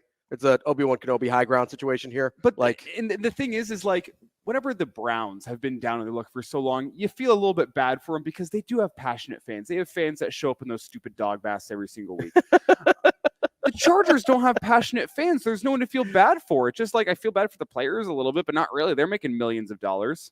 Yeah, I don't really feel bad for the players. There's not any real fans except that one fake fan that the NFL bought and got on TV a couple weeks ago. Like, is that why you guys like being up there on stage? So you have the high ground above me? It's true. Yeah, you can't. I mean, if you try and flip up, you're like Anakin. We're cutting all your limbs off with our lightsabers. Fair enough. I wanted to get to something that DB was talking about with his kind of talking about Dylan Raiola and something that he thinks motivates not just Dylan, but a lot of guys in general, is this conquer and validation dynamic that he was getting into, which we might have to carry this into the next segment as well. But the thing that I thought was really interesting as he's talking about that, first of all, it was a terrific answer. And the thing that really got to me was, well, 2 things. First of all, yes, I know people are freaked out about the high schools and the multiple commitments and stuff like that. And the way I kind of look at it is, first of all, this happens in basketball all the time and nobody cares. Like, guys go to 3 or 4 high schools and no one cares. It's just a thing that people have accepted and it's not a big deal. Shout out to Shane really fast for putting up absolutely no one cares if the Raiders are good, Shane. You're a bigger man than I would have left that one in the chat. So first of all, I don't think it's a big deal from that standpoint. Second of all, I kind of look at it as, and I'm a lot older than you. So like I've maybe gone through this a little bit more, but it's kind of like when you're like dating someone And like you'll go on a few dates with somebody and you're like, maybe that doesn't quite feel right. You go on a few dates with somebody else, you're like, that's not really right. And then you find somebody they actually want to be with long term, whether it's a long term relationship or marriage or whatever, and you're like, oh, this feels right. See, I've never even gotten that. See, so I'm on my second marriage. I've dated a lot in between, like whatever. But you kind of go through these and you're like, okay, I like this person, but it doesn't necessarily feel quite right. And I like this person for other reasons, but it doesn't really seem like the right fit. And you can't really put your finger on it, right? Mm-hmm. And then when you find a person that you want to be with long term, it just kind of clicks together and you're like, oh, that all makes sense now, right? And you still can't really put your finger on it, but I don't know that because it's a it's a huge life decision for these guys, right? So it's honestly one of the 2 or 3 biggest decisions they'll probably ever make in their life. It's where they go to school to play college football, who they end up marrying, and something else, right? Like those are generally, for an athlete of this caliber, kind of the 3 biggest decisions you're ever going to make. And so I think it's more like dating to try and find somebody you want to spend time with long term versus it is like you or I switching high schools 4 times because we think the baseball coach has it out for us and he won't put us on varsity and whatever, right? Like they're living in a different world than we are when it comes to athletics. And I think sometimes people have a hard time wrapping their mind around that. So that was the first thing that really stuck out to me. The second thing, and we can carry this on into the next segment too. The second thing that really stuck out to me was that conquer versus validation and which one of those motivates you more and which one is most important to you. Because let's be honest, it's going to be easier to conquer at Georgia. It's going to be easier to conquer and win a national title at Georgia, right? It's all set up for you. It is that's an easier task. So if you're motivated by conquering, then maybe you end up at Georgia. If that's the one that tips a little bit more. If you're motivated by validation, there is not a thing in the world. If you conquer at Nebraska, now you still have to conquer, right? That's still part of the equation. You still have to conquer at Nebraska. But if you conquer at Nebraska, the validation difference between what you would get at Georgia, where they just had a walk-on QB win 2 national titles, by the way, the validation you would get for conquering at Georgia versus the validation you would get for conquering at Nebraska are night and day. We're talking about, oh, hey, here's a nice little reunion 10 years from now. People will applaud for you at Georgia Stadium versus like building a statue. Versus like that's the difference we're talking about here. And I'm maybe being a little hyperbolic with the statue, I don't think so. But not by much. Like that is the place, that is the validation that conquering at Nebraska gets you if you're Dylan Raiola. So if you sit there and you go, hey, why doesn't it feel quite right at Georgia? It's because probably somewhere deep down in his soul, he knows if I'm motivated by validation over conquering, I don't get the validation that I need from Georgia. You want to get to the phone lines here? Yeah, let's get to Asian Wyatt. Hey, hold on through the break here, bud, on the Chargers. We will get you on the other side here. We'll also pick up the rest of that conversation about conquering versus validation that DB brought up. Really good stuff there. We are going to be back here to wrap up hour number 2 on Hurrdat Sports Radio. We're on AM 590, ESPN Omaha, and ESPN Tri-Cities. That's Elijah Herbel. I'm Ravi. Lulla. We will be back with more coming up next. Welcome back as we wrap up hour number 2 here on Hurrdat Sports Radio on AM 590, ESPN Omaha, ESPN Tri-Cities. I'm Ravi Lulla. Elijah Herbel here with me as well. Travis in the YouTube stream says, Ravi, you didn't get divorced. You just hit the transfer portal. Positive spin. I love it, Travis. Good stuff there. It is time for the Warhorse Sportsbook Sports Cleanup. Reminder, Warhorse Sportsbook is the best place in Nebraska to place your sports bets. Whether you're in Lincoln, you can place your bets live at the casino, or here in Omaha, you can place them at Horseman's Park at 6303 Q Street. It is the best place to go for your sports betting in Nebraska. They got straight bets, parlays, live bets, props on nearly every major sporting event. Go check out warhorsecasino.com/sportsbook or download the Warhorse Casino app for a full list of details and house rules. Warhorse Sportsbook, no bets, no glory. As we start this sports cleanup, let's hit Asian Wyatt here. His term, not mine. He wants to talk about the Chargers. Wyatt, what's going on, buddy? Wyatt, we there? Yep. Hey, what's going on, man? Hey, are we still talking AFC West? We can talk about whatever you want. Let's do it. All right. So, because I'm a Broncos fan also. Love it. And Love for it. a period of time, I had a severe, intense, thousand-sun hatred of Phillip Rivers. Okay. So, those years, I have an inordinate amount of like old Facebook memory posts of me posting about how much I dislike that guy. It's kind of weird, but when I look back on it, but they exist. And I pinpointed a moment. It was like a game where Jay Cutler was the quarterback, and this was before we kind of knew how derby Jay Cutler was. Yep. But he was talking trash to Jay Cutler after the game, or during like at the final stage. I'm like, what is this guy doing? And then subsequently, we knew how much of a kind of a punk he was. So I just could not stand Phillip Rivers, and the Chargers were my number one hated team of the AFC West for those years. So was it just that he kind of seemed like a jerk bag, or like what was it about Phillip Rivers that you hated so much? Just his face? He has kind of a punchable face. It was definitely, the face was definitely part of the factor, and just like just how much trash he talked and how much he just his attitude and everything like that. And the thing was at that time there wasn't really another villain for Broncos fans to look at in the AFC West. To be like, that was pre-Mahomes. Sucks. It was pre-Mahomes. Like the Chiefs sucked, the Raiders sucked. It was like everybody in the AFC West was just kind of all right. And Phillip Rivers was kind of like the king, but everyone in the AFC West knew that he wasn't as good to be talking as much trash as it seemed like he was when the TV cameras were picking up. I know where you're coming from here. The second most hated person by the Broncos was Josh McDaniels. So yeah, that is true. Wyatt, we appreciate the call, never buddy. forget the first 5 games of the McDaniels era. He beats the Patriots. He's fist bumping on the field, and then how public opinion Never swayed. forget Tebow time. Appreciate the call, Wyatt. That's on the Warhorse Sports Book hotline, 888-638-4876. An update, Anna Bellinghausen will join us from Tampa at 9:30. Give us a little update on the Nebraska volleyball situation as they are playing for a national championship on Sunday. Some of the other things I want. By the way, that 94, and then I'll get off this. I swear, that 94 Chargers team was forgettable. I mean, they weren't, and that was like sort of just a bad year for football all around, because you knew the 49ers were the team. That was the team that was going to just win it all out. And so the AFC wasn't really that good that entire year. And the Chargers were the cream of the crop, and they weren't even that good. I mean, I'm looking up their starters right now, trying to know. I know Junior Seau, and that might be it. I mean, listen, you didn't know the great Stan Humphries, which is upsetting. You didn't know Natron Means, who was pretty solid as well. He ran for 1,300 yards that year. Natron Means was good. He was a good ball player. He means business. Junior Seau obviously was the big guy there. Rodney Harrison was a young player on that team. Wasn't in the starting lineup. No, he was special teams, right? I think he was a rookie that year. It was his rookie season out of Western Illinois. So start of a good career there for Rodney Harrison. But yeah, I mean, listen, a lot of teams this is sort of the thing that people don't actually talk about. A lot of teams that lose Super Bowls are very forgettable.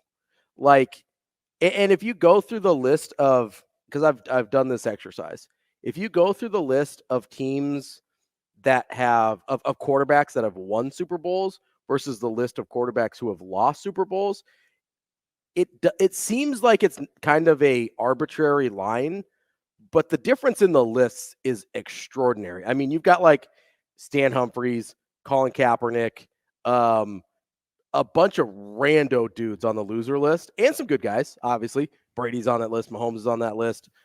You've got some really good guys on that list as well. You're talking the one-off guys that lose? Yeah, like the Rex Grossmans of the world are on the loser list. And you're like, you look at that list, and it is not an impressive list of quarterbacks. Whereas that one game difference, you look at the list of Super Bowl winners, and you're like, yeah, that tells a pretty good, that probably gives me a pretty accurate picture of who the best quarterbacks in the history of football are, with the exception of a couple guys like a Dan Marino especially. But for the most part, you get a pretty complete picture from the winners list, and the losers list is a weird, like crappy potpourri bag. Does Brock Purdy not feel like a guy that's going to end up on that losers list? Oh, he feels like a guy that's going to end up on that winners list. You think so? Oh, 100%. Brock Purdy is more, I mean, I'm a 49ers fan, so I am wildly biased here. Brock Purdy gives me like a lot and not saying he's going to end up with his career, he gives me a lot of early Brady vibes. Oh, listen, I'm not talking about. Oh, that's a take. Hold on, early Brady vibes. Early Brady was not that good. That's fair. Early Brady vibes, like has kind of the confidence, quick decision making, and gets the ball to playmakers. Not a ton on his shoulders. I'm talking like pre-04 Brady. There's some similar vibes there, and not just the late draft position, but that is a factor. This is I'm not talking about like 04 and beyond Brady. I'm not predicting that trajectory for Brock Purdy. But early Brady is not that different from what we're seeing with Brock Purdy. This is that's an important distinction. An aside, early Brady. An aside on Brock Purdy here is that he's going to be the GOAT. Yeah, I know. I always think back. No, I've tweeted about this before. I had a course back in college. It was U.S. military history, 1776 to 1917.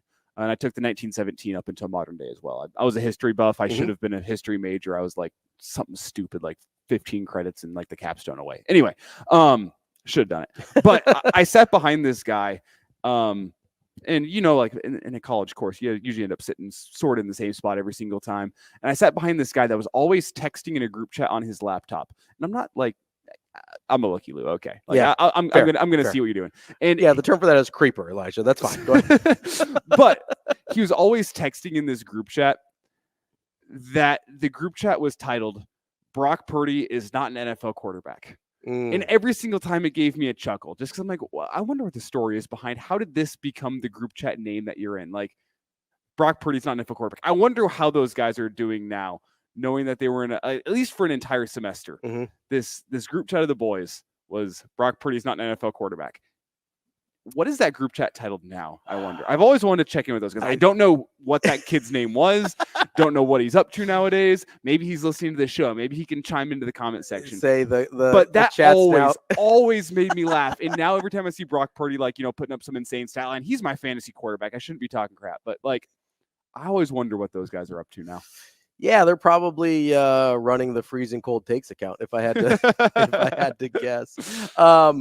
So there was a couple other things I wanted to get to on our sports cleanup here. I don't know how we got onto Brock Purdy talk, but I'm always here for Brock Purdy talk. I saw this headline yesterday that I thought was very strange, also kind of smart, but somehow felt illegal. Alabama is hiring a former Michigan staffer on like ahead of their college football playoff matchup. It's a guy named George Hilo, I believe. He coached linebackers for Michigan 2 years ago and last year, so 2021, 2022. He is now a Alabama staffer. Alabama's done this a couple times. Like, I think they hired Sarkisian in between the end of the regular season and the playoff because Lane Kiffin was leaving. And so they hired Sarkisian, or they brought him down from analyst to offense, something like that, something weird. Alabama's done this a couple times. Bill Belichick has done this as well. This reminds me, it's a Belichick move, of Danny Woodhead. That's how Danny Woodhead got to start with the Patriots, if you remember this. I do. I was actually thinking Stafford's, like when he hired McDaniels after McDaniels got fired. But he did this with Danny Woodhead, too, because Danny Woodhead, everyone remembers the hard knock story, him with the Jets. He ends up getting cut by Rex Ryan the week before the Jets play the Patriots. Yeah. It's like early in the season. Yeah, idiot.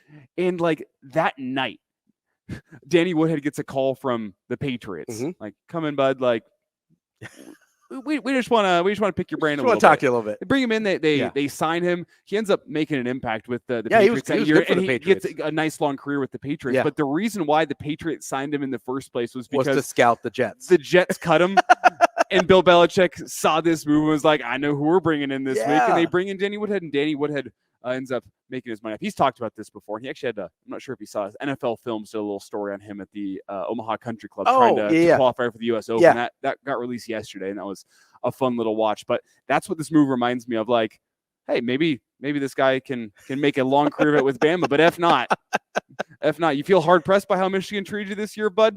It's time to take it out. Well, yeah, because I mean, he got let go for a different linebacker coach that has subsequently gotten fired as well. But yeah, I know it's not illegal because he wasn't working for anybody this year, so you can hire anybody anytime you want as an analyst, especially. But it just felt like it feels a little dirty, but it's actually just super smart if you're Nick Saban. I mean, I don't know how much help he needs. Now that Connor Stallions is not on the case for Jim Harbaugh, but Hey, the roles are reversed now. Now Michigan's got to change up their signs. Can we rename that segment? to what? The Raider cleanup? Nope. God. That's the Warhorse Sportsbook Sports Cleanup. Coming up next, we're going to talk to Mike Sautter of Hurrdat Sports. Got some high school sports to cover here on Hurrdat Sports Radio. Kicking off hour number 3 here on Hurrdat Sports Radio. We are live on AM 590 ESPN Omaha, ESPN Tri-Cities. I'm Ravi, Lulla, Elijah Herbel here with me. We are joined now by Mike Sautter, and we are brought to you by Dingman's Collision Center. Our friends at Dingman's are the best in the business here in Omaha with their 4 great Omaha area locations. They've been family owned and operated for over 25 years. And don't just take my word for it. They've been voted first place best of Omaha for 18 years running. They can work on any make and model from Fords to Teslas because they invest in the latest technology. They also invest back in the community with every car repaired. Go to dingmans.com for more information. Sautter, what's going on, buddy? I should have went to Dingman's yesterday. I had to get my car worked on. I need a new battery yesterday. Yeah, I mean, you gotta go call our friend Darcy. Gotta call Darcy and get things my fault. taken care of there. And Robbie, let's also note, not only do we welcome Mike Sautter to the show, we also welcome our Lincoln listeners on KFOR. That's So right. Welcome to the show. KFOR in Welcome to the Lincoln show. on hour number 3. I love Lincoln. I got distracted by Sautter over here. It's okay. You got distracted. Me. Yeah, you're very distracted. You're the one all dressed up today. I dress like this sometimes. I don't know what to tell you. You had a cardigan, full like cardigan. Yesterday sweater I on. had like the sweater. Yeah, Yeah. Now it's just a little button up quarter sweater. zip. Little quarter zip. It's fine. It's fine. I don't know. What's You the look problem? good. I'm not saying I'm not. I'm just. Normally it's just sweats or whatever. You know. I never wear sweats actually. He's, Not- he's dressed not up for the here. Raiola visit, though. He's I am, making yeah. sure he's wearing his Sunday best. Listen, just And in case they need somebody to like finish the deal, like finish the sale. I'm Call ready. Ravi. Hey, I'm ready to go. the speaking of Raiola thing, is it? No, I don't have a joke. I was gonna have a joke here. The fact that it's raining and gloomy and whatever on it's his not- first full official day. No, listen, It's gonna rain all day. We don't need any Like, is it gonna negativity be around doom here. and gloom. We don't need any negativity around here. Is his career as a Cornhusker gonna be doom and gloom because of why you got to be like Is that? it a sign? It's a sign that the rainy days are ending. We're going to be Oh. heading into a brighter Oh, future. that's what it Positive is. spin on this. In December, whenever you get precipitation, at least it's not It's snow. warm enough to not be It's snow. warm enough to not be snow, and I think Yeah, that's looking on that's the bright true. side Okay, of life. yeah. Things are turning around. Yeah, There if we it was, go. if it, yeah, if it This was like a blizzard. if it was some degrees colder right now, But see, it's this heating would up. this would be a disaster. It's No one would be. We wouldn't have left our house. It's heating up for Nebraska How football. fitting would that be, though, if it's a snowstorm and Raio's plane just circling above the airport? It can't actually land, and they got to go back to It's Georgia. like, I'm trying to commit. Just let me land. Good thing he's already been here numerous times. Yeah, I think he's got a pretty good feel for Yeah. for all of his numerous visits with Uncle Donnie.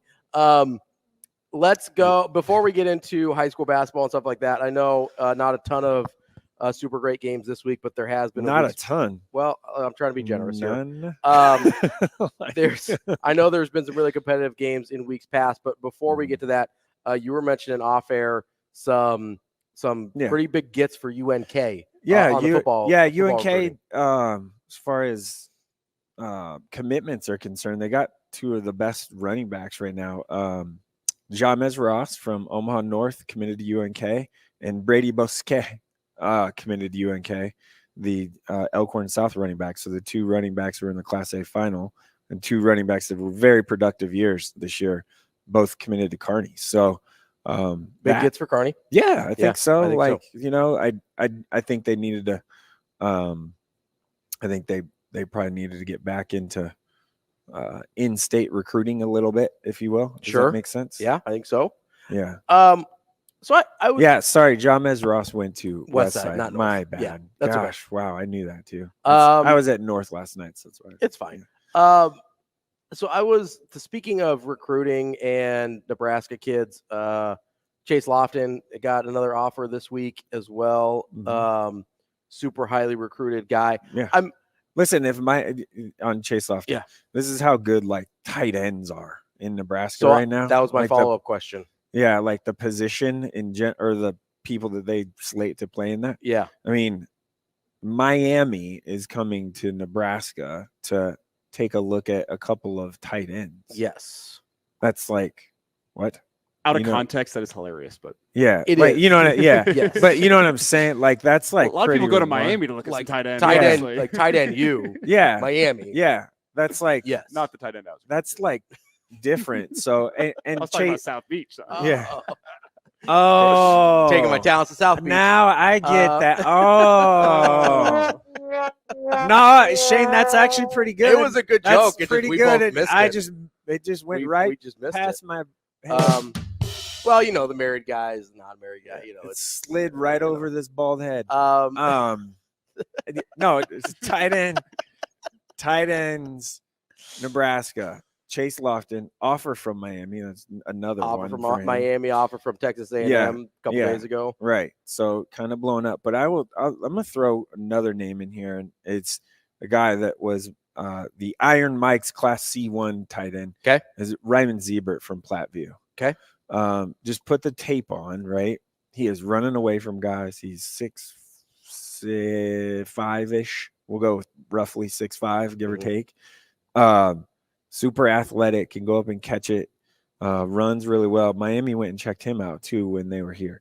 Okay. So And he what is class junior. is junior? Okay, so he's 2025.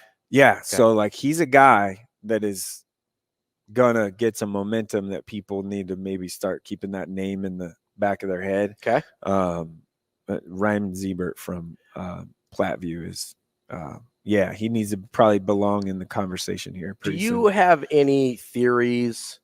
Because it's a little ridiculous, the number of high-end tight ends coming out of Nebraska. Yeah. Like, it doesn't, for our population, it does not make sense. Well, they kind of play wide receiver here. I get that. Yeah. But you're talking about a bunch of dudes that are 6'3", 6'4", 6'5", that are big, fast, athletic, or Ingerson, who's 6'7". Yeah. Right? You've got a bunch of these big, athletic Michael dudes. Burt like, I don't... It doesn't make any sense. Yeah, it does. Well, some of those, or maybe it does, and I'm missing it. No, not. I mean, it really doesn't. Because it's kind of just strange. It's big, very strange. Big, long, kind of athletic running guys. Yeah. Burt doesn't fit into. I mean, he's Michael Burt. When he gets in like 3 years, dude's at Iowa, and you're like, whoa, why didn't we take that guy? Is what Nebraska fans are gonna say. Because he is really athletic. He really is. They just didn't have the room, there's just so many tight ends you could take and all that. But he's a good player, and he's tough. He's physical, a real tough guy, not fake tough guy. So I don't know what it is. I've had a theory. I think it maybe is like we play these guys at wide receivers ish, so they like become more, they develop some athleticism. Yeah, and I'm not saying the first one. Continue. But my theory's off the wall. You're actually bringing good points here. The first person to kind of with the trend of it was Bellevue West with like Riley and Helms like a couple of years ago, right? Like they both played stand up, tight end, and it just. So then it kind of showed, okay, like we maybe can move guys out there a little bit. Most of the time, those guys are just trying to make them tackle or something. Yeah. Like everybody wants to make Eric Ingerson a tackle. Sorry, I don't think that's going to happen. No, I think if he plays somewhere besides tight end, it's DN. But I think he's a tight end. I mean, yeah, I think that's he can catch, he can run, but he's big and strong. Really good DN too. He's real. I think he's a D end if he changed for sure. 100% agree with you. Like if he does change positions, it's definitely it's not DN. tackle, it's DN. And you could, because he can rush the pass. I don't. If he changes positions, it's not because he's not a great tight end or doesn't have great potential. It's just because there's such a logjam. They need room. Yeah. Well, and also like you could talk me into him being a better DN than he is a tight end. Yeah, like you could talk me into that because like he's. Really, I've seen it. Like he's really. I went to their practice at midnight this year. Yeah. Like he's. I mean, it's his teammates.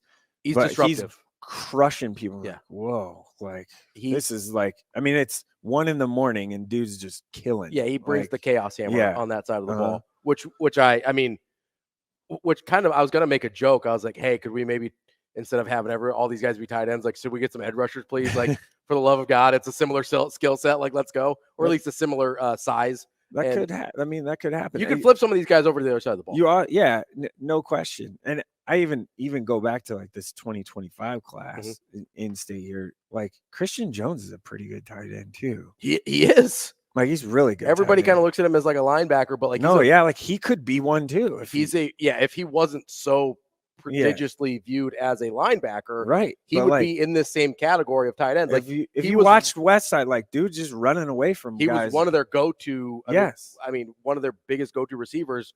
On offense.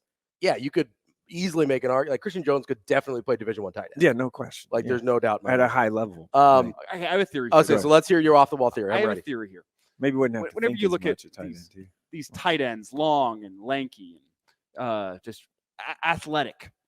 A lot of times, whenever you have these tight end types across the country, these guys that are 6'7", 6'6", 6'8", but athletic, what sport are they playing? Basketball. They're playing basketball. And a lot of these kids are playing basketball. But you look at Nebraska and look at the time in which they were raised and the time in which their parents were raised.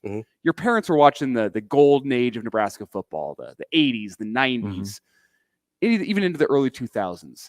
And then what age are they raising their kids in? This age of pain and sadness. And we need this to be better. Son, you're going to be a football player. I know you're built for basketball. We're going to have you play football. You're going to save Nebraska football. Oh, look at that. You're a tight end. You're not playing basketball. That's my off-the-wall theory, that because of the time in which their parents lived and the age in which they were raised, their parents are saying, you know what, son? I know if you were in California, if you're in Texas, if you're a lot of other places, you're playing basketball. But because you're in Nebraska and because we missed the golden age of Nebraska football, we're going to have you play football, and you're going to be the savior of Nebraska football. I actually think you touched on something there, but it's not quite where I would have gone. Is I think because most of these guys are not 6'7", 6'8". Ingerson's an outlier, right? They're mostly like 6'4", 6'5". Yeah, still basketball player bodies. Well, so they're big, but like, okay, if you're 6'4" and 6'5" in Nebraska, you're often playing like a power forward spot. Right. That's or sometimes even center. You're dramatically undersized at the college level at that point. At tight end, you're perfect size, right? So I actually think it's because Nebraska doesn't have taller guys. Like it's pretty rare in Nebraska to see a ton of guys over like 6'7", 6'8" on the basketball court, right? Yeah. Like not a super common thing. Yeah, no, it's not common. So I think instead of we're reading too much into this actually. Well, it's weird. Like it's super weird. It is weird. No, I can't explain it. I really don't know. Well, because so look at I mean, I know this is not quite as much of a phenomenon as it was for a while in like the mid 2000s, where you have these undersized power forwards playing college basketball, and these NFL teams, because they saw Tony Gonzalez and Anthony Gates, they're like, hey, let's try and get this guy to be a tight end. It's just a lower level of that in my mind, where these guys are undersized basketball players, but they're perfect sized football players. Maybe it's hey, we're just behind the times a little bit in Nebraska when it comes to like high school sports and the trend of the way things go in the country. So maybe we're just catching up to the Tony Gonzalez era of because we just started doing 7-on-7 stuff like a couple years ago, like 4 or 5 years ago, probably 6, maybe whatever it was. Yeah, it wasn't like everybody else in the country. 10, 15, so 20 years ago. We're just catching up to that. So like maybe that's it. I don't know. Like we're in our Tony Gonzalez era. Yeah, it could be that. Yeah, it could be something like that because we're not there. But I do think the advent of 7-on-7 around here has absolutely helped with like not just tight ends but all the skill position players for sure. Like the receivers, especially, we've seen a lot more receivers come out. We've had a lot more run of traditionally skill you think players. It's like no, we don't have that. Yeah, Nebraska, you think linemen, fullbacks, maybe running backs, whatever. Yeah, but now we have a nice run here of football wise, just a lot of skilled dudes like coming out. And ironically, not a what's the last high major running back to come out of Nebraska? It's been a minute, hasn't it? Yeah. I was gonna say, I mean, Moses Bryant's like the last guy, but he was a walk-on, right? Yeah. I'm trying to think of the last running back in Nebraska. In terms of the last guy that had that potential with high major offers. I think back to Calvin Strong, but Calvin was amazing. Yeah, he had school. Jalen Bradley. Oh, okay. Okay, yeah. Jalen Bradley was amazing in high school. Like he was amazing.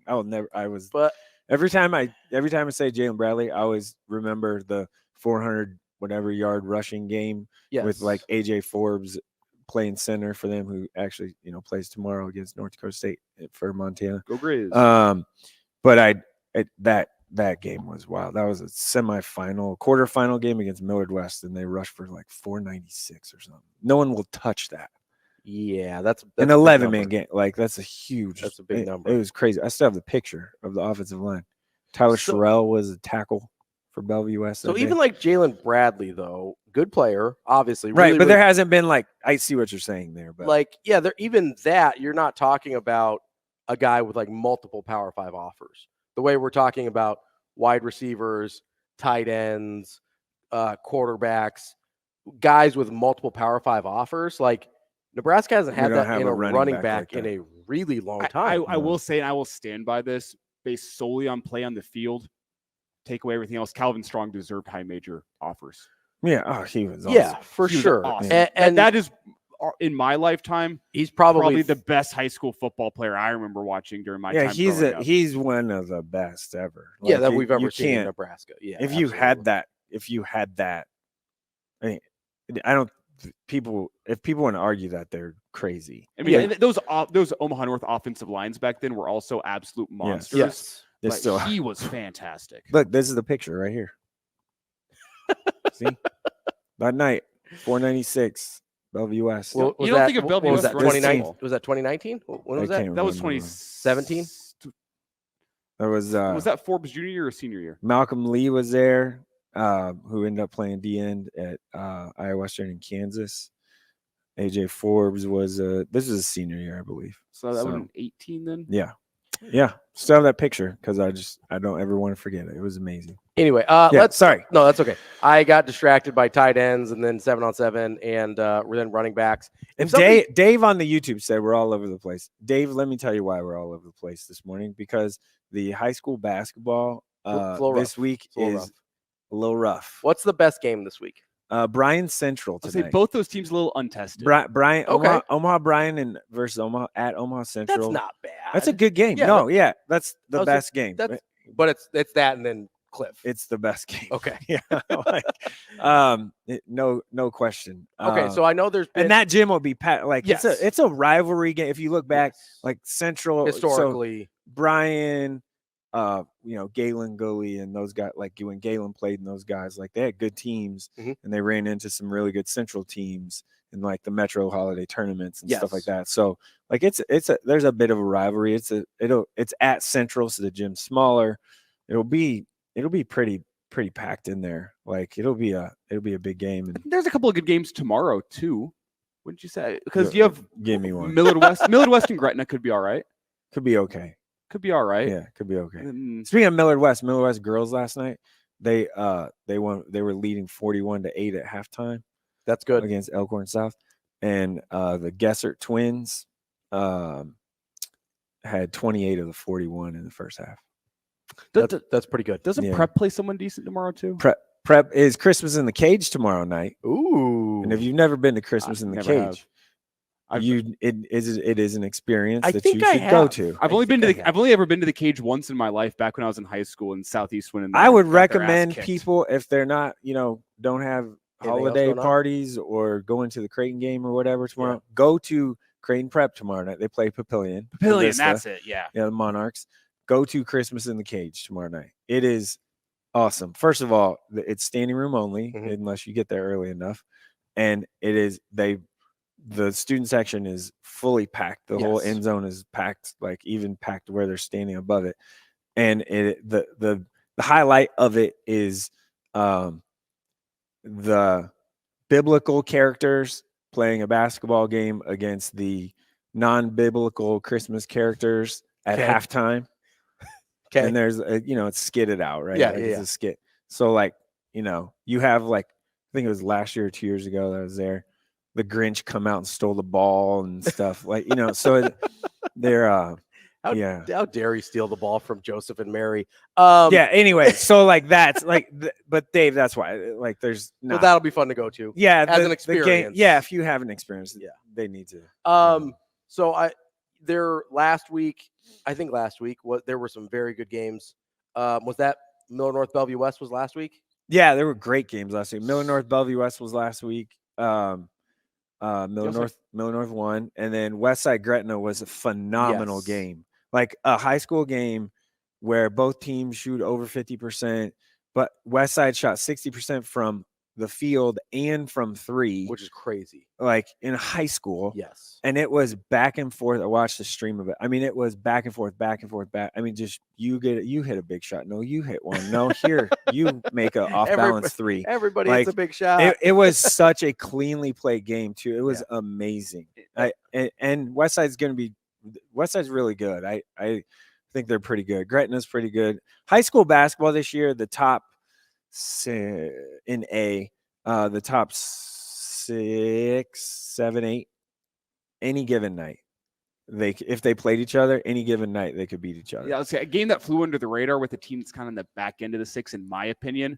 Pius and Bellevue West last week. Right, flew under close, the radar. yeah. It was a very, very good game. That Pius team is still gelling a little bit. I know Bellevue West is kind of in the same boat, but Bellevue, that was a very, very good game. Yeah, Pius is going to be, good, right? Like, I think Trayson will be dominant because of who they play this year. Like, no one is going to touch that. He's like, what, 6'10"? Yeah, he should average 20.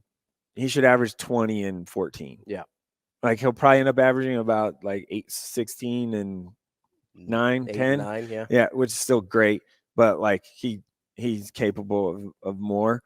He had a possession last week where he had 4 offensive rebounds in the same possession. Yeah, I mean, no one can. He also had 3 missed shots. Right. Yeah. But there's no Moses Malone special. I mean, the Nikola Jokic special. Their guard play needs to be better. I watched them against Miller North opening night. And they're in that, they're like 9-10 in our coaches poll right now. And so it's going to be fun. Like the Metro tournament semifinals will be pretty fun. It'll be like a toss-up if everybody's healthy and everything. Like you just don't know who's going to win. I mean, Papio South beats Prep because Bryson Ball, I'm just going to say my guy, Bryson Ball, is killing right now. Like 30 a game. Like, I mean, we're talking against Prep. He has 33 and 7 of 14 from 3. Mm-hmm. And then the next day he has 35 against Lincoln North Star, who is a little shorthanded right now anyway, too. But like they're actually going to be pretty good, I think, by the end of the year. Before we get you out of here, Sautter, really fast, not to cut you off here, but you mentioned ball, and I've been. Wait, am I staying here? If you want to, we're gonna talk to Anna next about volleyball. That's fine. I got to be at Costco at 10. Anyway, go ahead. I've been wondering this question though, from your perspective right now, for a neutral fan, just wants to go see some great basketball players. Is ball atop your list of guys to go see? Amari Bynum. Amari Bynum. Okay. 100%, no question. Central Bryan tomorrow night. Go see Tonight. Amari Bynum. Tonight. Yeah. Amari Creighton Bynum Preps tomorrow night. Right? Who else is on that list? Amari Bynum is the most like God-given talented like prospect in Nebraska, like no question. Right now, no question. Any other names on the list people check out? Yeah, Miller North, just what they return, all those guys, Derek Rollins and them. Westside's really good, just to guard you really well. Caleb Bennings, their defensive stopper. CJ's good. Kevin Stubblefield needs a lot more credit for what he's doing. He's playing really well. Yeah. And played really well last year. But, I mean, I think Class A is really kind of wide open. What North did last night to Southwest, they smacked them I mean, they punched them in the mouth, and Southwest did not respond. So, yeah, it was good. Coming up next, we're going to talk to Anna Bellinghausen live from Tampa, Florida, where Nebraska will play for a national championship in volleyball on Sunday. Welcome back to Hurrdat Sports Radio here on AM 590, ESPN Omaha, ESPN Tri-Cities, and for this last hour, KFOR in Lincoln. I'm Ravi, Lulla, Elijah Herbel here with me. Mike Sautter joining us as well. We are efforting Anna Bellinghausen live from Tampa. She might be a little busy. I don't know what she's got going on. Hungover for sure. Just busy partying. I have a question for Anna when she comes on here, because just the personalities of the people that I know she's with down like there for Airbnb is not her. Wait, it's an Airbnb? That's where they got them? I think so. That's right? better than a hotel room, honestly. Is she here? Yeah. She's here. We can find out from her. All right, Anna Bellinghausen, our very own Hurrdat Sports correspondent down in Tampa, Florida. Anna, how are you this morning? Great. How are you guys? We are doing Great. well. First of all, Sautter wants to know what the vibes are like in the Airbnb. Yeah, what are the vibes like? Because I know. So I know. I didn't. Go ahead. Please speak, Mike. No, Mike. I want to hear what you have to say. No, I just know. I know my guy Jacob, and I know John a little bit, and I don't know Kyle that much, but I'm imagining it's a lot of you and Kyle talking to each other because Jacob and John don't really speak very much. Okay, it's funny you say that. John actually told us some amazing stories. So he's been around the photography business forever. And it was like sitting around hearing your grandpa tell war stories. Countless anecdotes of pictures. And he was telling me about when he took the photo of Sue destroying Blaine Gabbard's ankle at the Mizzou game. And he even sent me the photo at about 1:30 a.m. last night. So yeah, we're really getting to know each other. Yeah. And I'm just imagining Jacob in a dark room watching basketball and like 100%. taking notes. Yeah. And like nobody knows That's what quite it where Jacob and is. one It turns out he's just on the side. shorts, yeah. And what? Yeah. No. Yeah. Oh I yeah. love Jacob. Jacob's the best.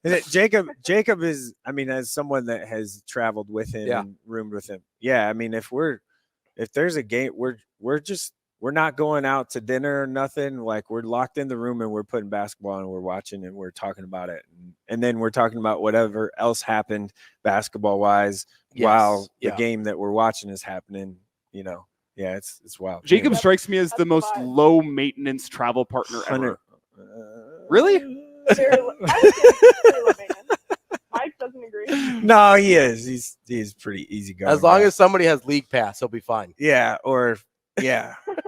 Yeah. Anna, so last night, obviously, you're at the match, Nebraska. I mean, just dominant last night against Pitt. What was it like as you're watching that match play out? At what point did you kind of realize, like, oh, Pitt's not going to be able to do this? Mm-hmm. It was pretty back and forth in that first set. I think it was tied 9-9, and then Nebraska took control and didn't really let up.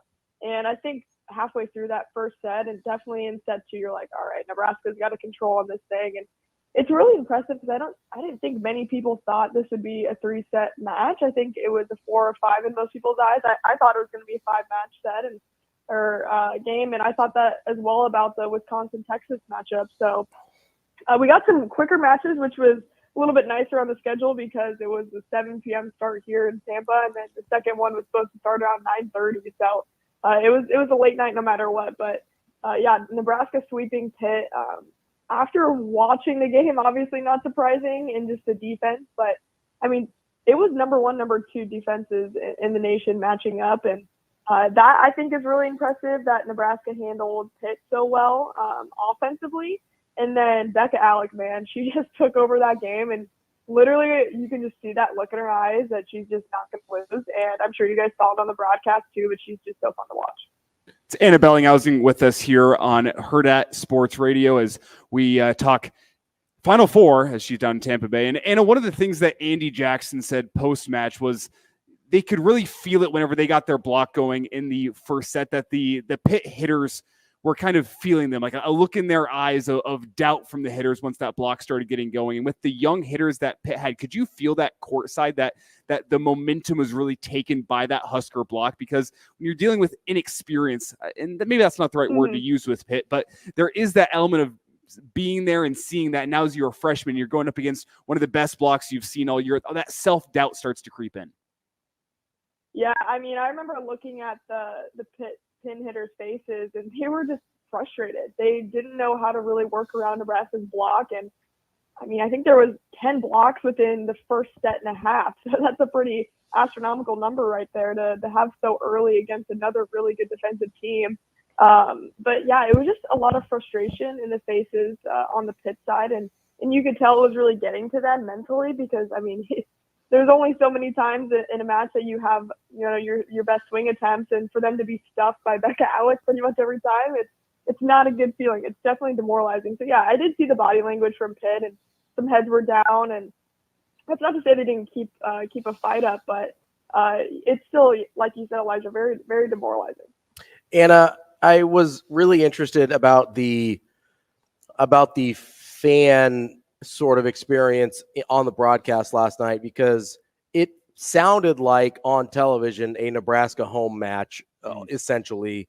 And, I go back to Pitt's coach, Coach Fisher, saying, I don't think the crowd is going to end up being a factor here. How much of a factor did you think the Nebraska fan base was last night? Because on the broadcast, it seemed pretty dramatic. Oh, it was huge. It was a staggering difference, even between the Nebraska and then Wisconsin fans, too. Wisconsin fans were definitely not even as loud as Nebraska fans. It was Huskers all the way, for sure. All the chants, everything you expect when you go to a match at Devaney, was pretty much there. Fans were literally, banging on the boards, because it's a hockey arena. So they were literally, banging on them. It was so loud.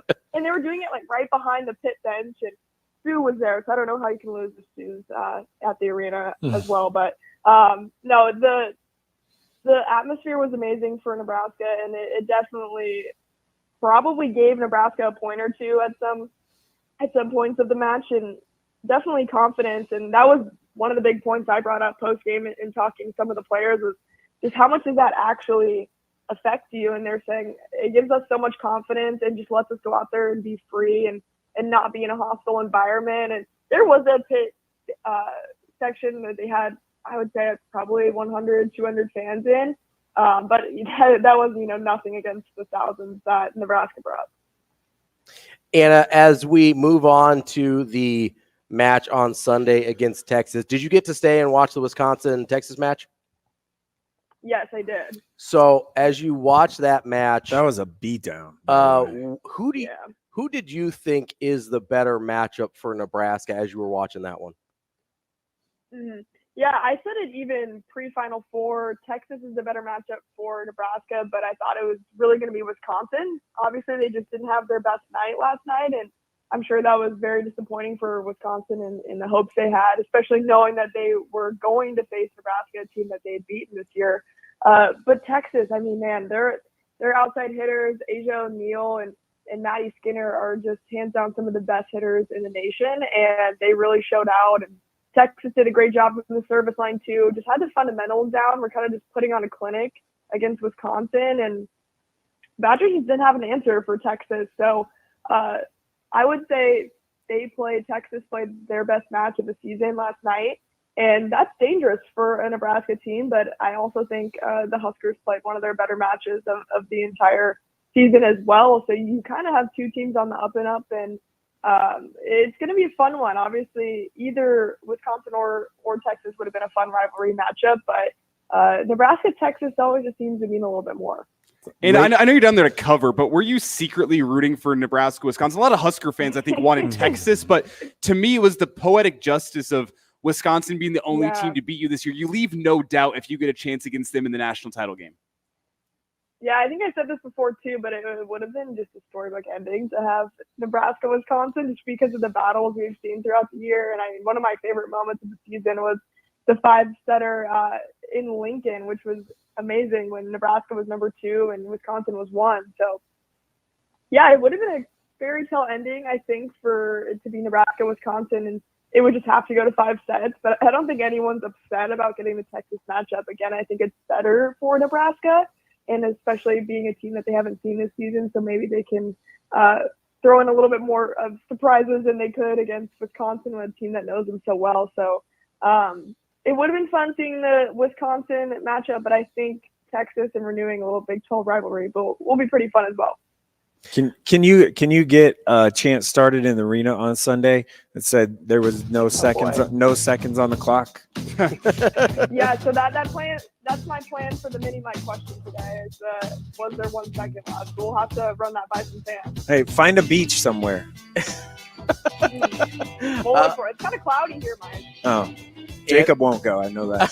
If he does, he's taking his laptop. He's watching his basketball. Anna Bellinghausen, Hurrdat Sports down in Tampa, covering Nebraska volleyball. Make sure you check out Hurrdat Sports social media channels for all of their stuff there. Anna, thank you so much. Thanks, guys. Coming up next, Matt Vrzal here on Hurrdat Sports Radio. Wrapping up the show here on a Friday, as we do every week, with our guy, Matt Vrzal, former Husker, owner of Paisans Pizzeria. We're on AM 590, ESPN Omaha, ESPN Tri-Cities, and KFOR in Lincoln. Verz, how are you this morning? Good, boys. How are you? We are doing well, just riding high off of a Nebraska volleyball win last night, and a cryptic Dylan Raiola tweet. Yeah, well, just trying to decipher the tweets of teenagers is always fun. Verz, I wanted to ask you about some other news that came down for Nebraska this week with Bryce Benhart returning to Nebraska for one more season. I think he's probably one of the most I think he's changed the narrative of his career at Nebraska as much as anybody over the last year. What did you see from him where he actually improved on the offensive line to where he wasn't the punchline of that group anymore? I think he just did a nice job of working on the areas that were holding him back. And that's, hip mobility. I think they had a vision before that, you got to weigh this much and you got to lift this many pounds, when in reality, lifting a bunch is great if you can lift it fast. If you can move those weights quickly, if you're squatting 600 pounds and it takes you 8 seconds, that really doesn't translate well to football. Mm-hmm. But if you're moving 400 pounds in 0.2 seconds, probably translates a little bit better in what you want to get done. And then his hits were just a ton better than they had ever been since he's been here. So that was good to see. That means, Coach Campbell, who I think is probably the MVP of what they had right behind Tony White, they assess things and they fix them. And that's really all you can ask from your strength and conditioning. It's Matt Vrzal with us here on Hurrdat Sports Radio as we wrap up a Friday. And Matt, how bullish are you on what the offensive line can be next season? Matt Rhule, obviously bullish with that raise to Raiola. I do believe that is results driven, not any other potential related things that could be going on there. I do believe that is based on the results he saw in the field. In terms of the progress you saw in year one and what you think they can get done in another offseason, how bullish are you on year two of this offensive line under Rhule? I think, at the end of the day, coaching a position gets down to this, right? Knowledge of scheme, and then finding your guys that are self-motivated and being able to brush up on technique. Okay? That's like I say over and over again, by week 4, my kids have seen every defense they're going to see. They have to take ownership of the game. They have to make the fixes. I can't go out and play. I'll help you, and we'll make sure you're as technically sound as we can make you. So for me, the only thing that frustrated me is I would love to see some of those young guys just get 1 or 2 series. You had 4 games to use it. I would love to see them play it. I'm sure they were being respectful to their older guys, but that was just something I'm like, man, just take a chance, put them in, see what you got, see what it looks like. But they didn't. So I think if Donovan stays on his path and continues again to work with Coach Campbell, where they make those body changes, right? They make those bodies start to look a little bit more like what we see on the teams that are going to be playing in the big games. Mm-hmm. That's probably more what I'm looking at. I think the X's and O stuff, they're getting it. Their technique got better throughout the year, but that's where I would see probably more of my focus. Verz, in your experience and kind of from what you know, how much do those position coaches, I guess, kind of collaborate with the strength and conditioning coach of being like, hey, I need my guys to be able to do X, Y, and Z, like get them, like put together a plan to get them there. How much of that goes on, or is it more general or coming from kind of the coordinators and the head coach? Oh, no. That's all position driven. Okay. Like that should be, they should be. They get real specific. They should be thick as thieves. Like okay. They should hang out. They should go, and see the workouts. The strength coach should probably be like, hey, this is, you told me this. This is how I'm going to combat it. Why don't you come down Tuesday, 2 weeks of Tuesdays, and come check this out and see if this is kind of what we're gearing for. Because you watch a player over and over again, right? Your eye becomes finite. So like you see, mm-hmm. your former player brain knows what's not there. And so you're going to sit there and say, okay, now I can see him making these movements that we're going to make on the field now. Okay, so now I know that this is like, hey, great, Coach Campbell, keep heading in this direction. This is awesome. Or like, hey, you know, I still think player X is deficient in this, player Y can't do this. So if we can kind of shift their stuff around, we still got plenty of time to do it. Let's do it. You know, let's get it going. Verz, you mentioned earlier some of the young guys that you wish you had gotten to see play. Obviously, we saw Justin Evans-Jenkins, and I know you really like his kind of toughness and mindset there. I know a lot of people are very high on Sam Sledge.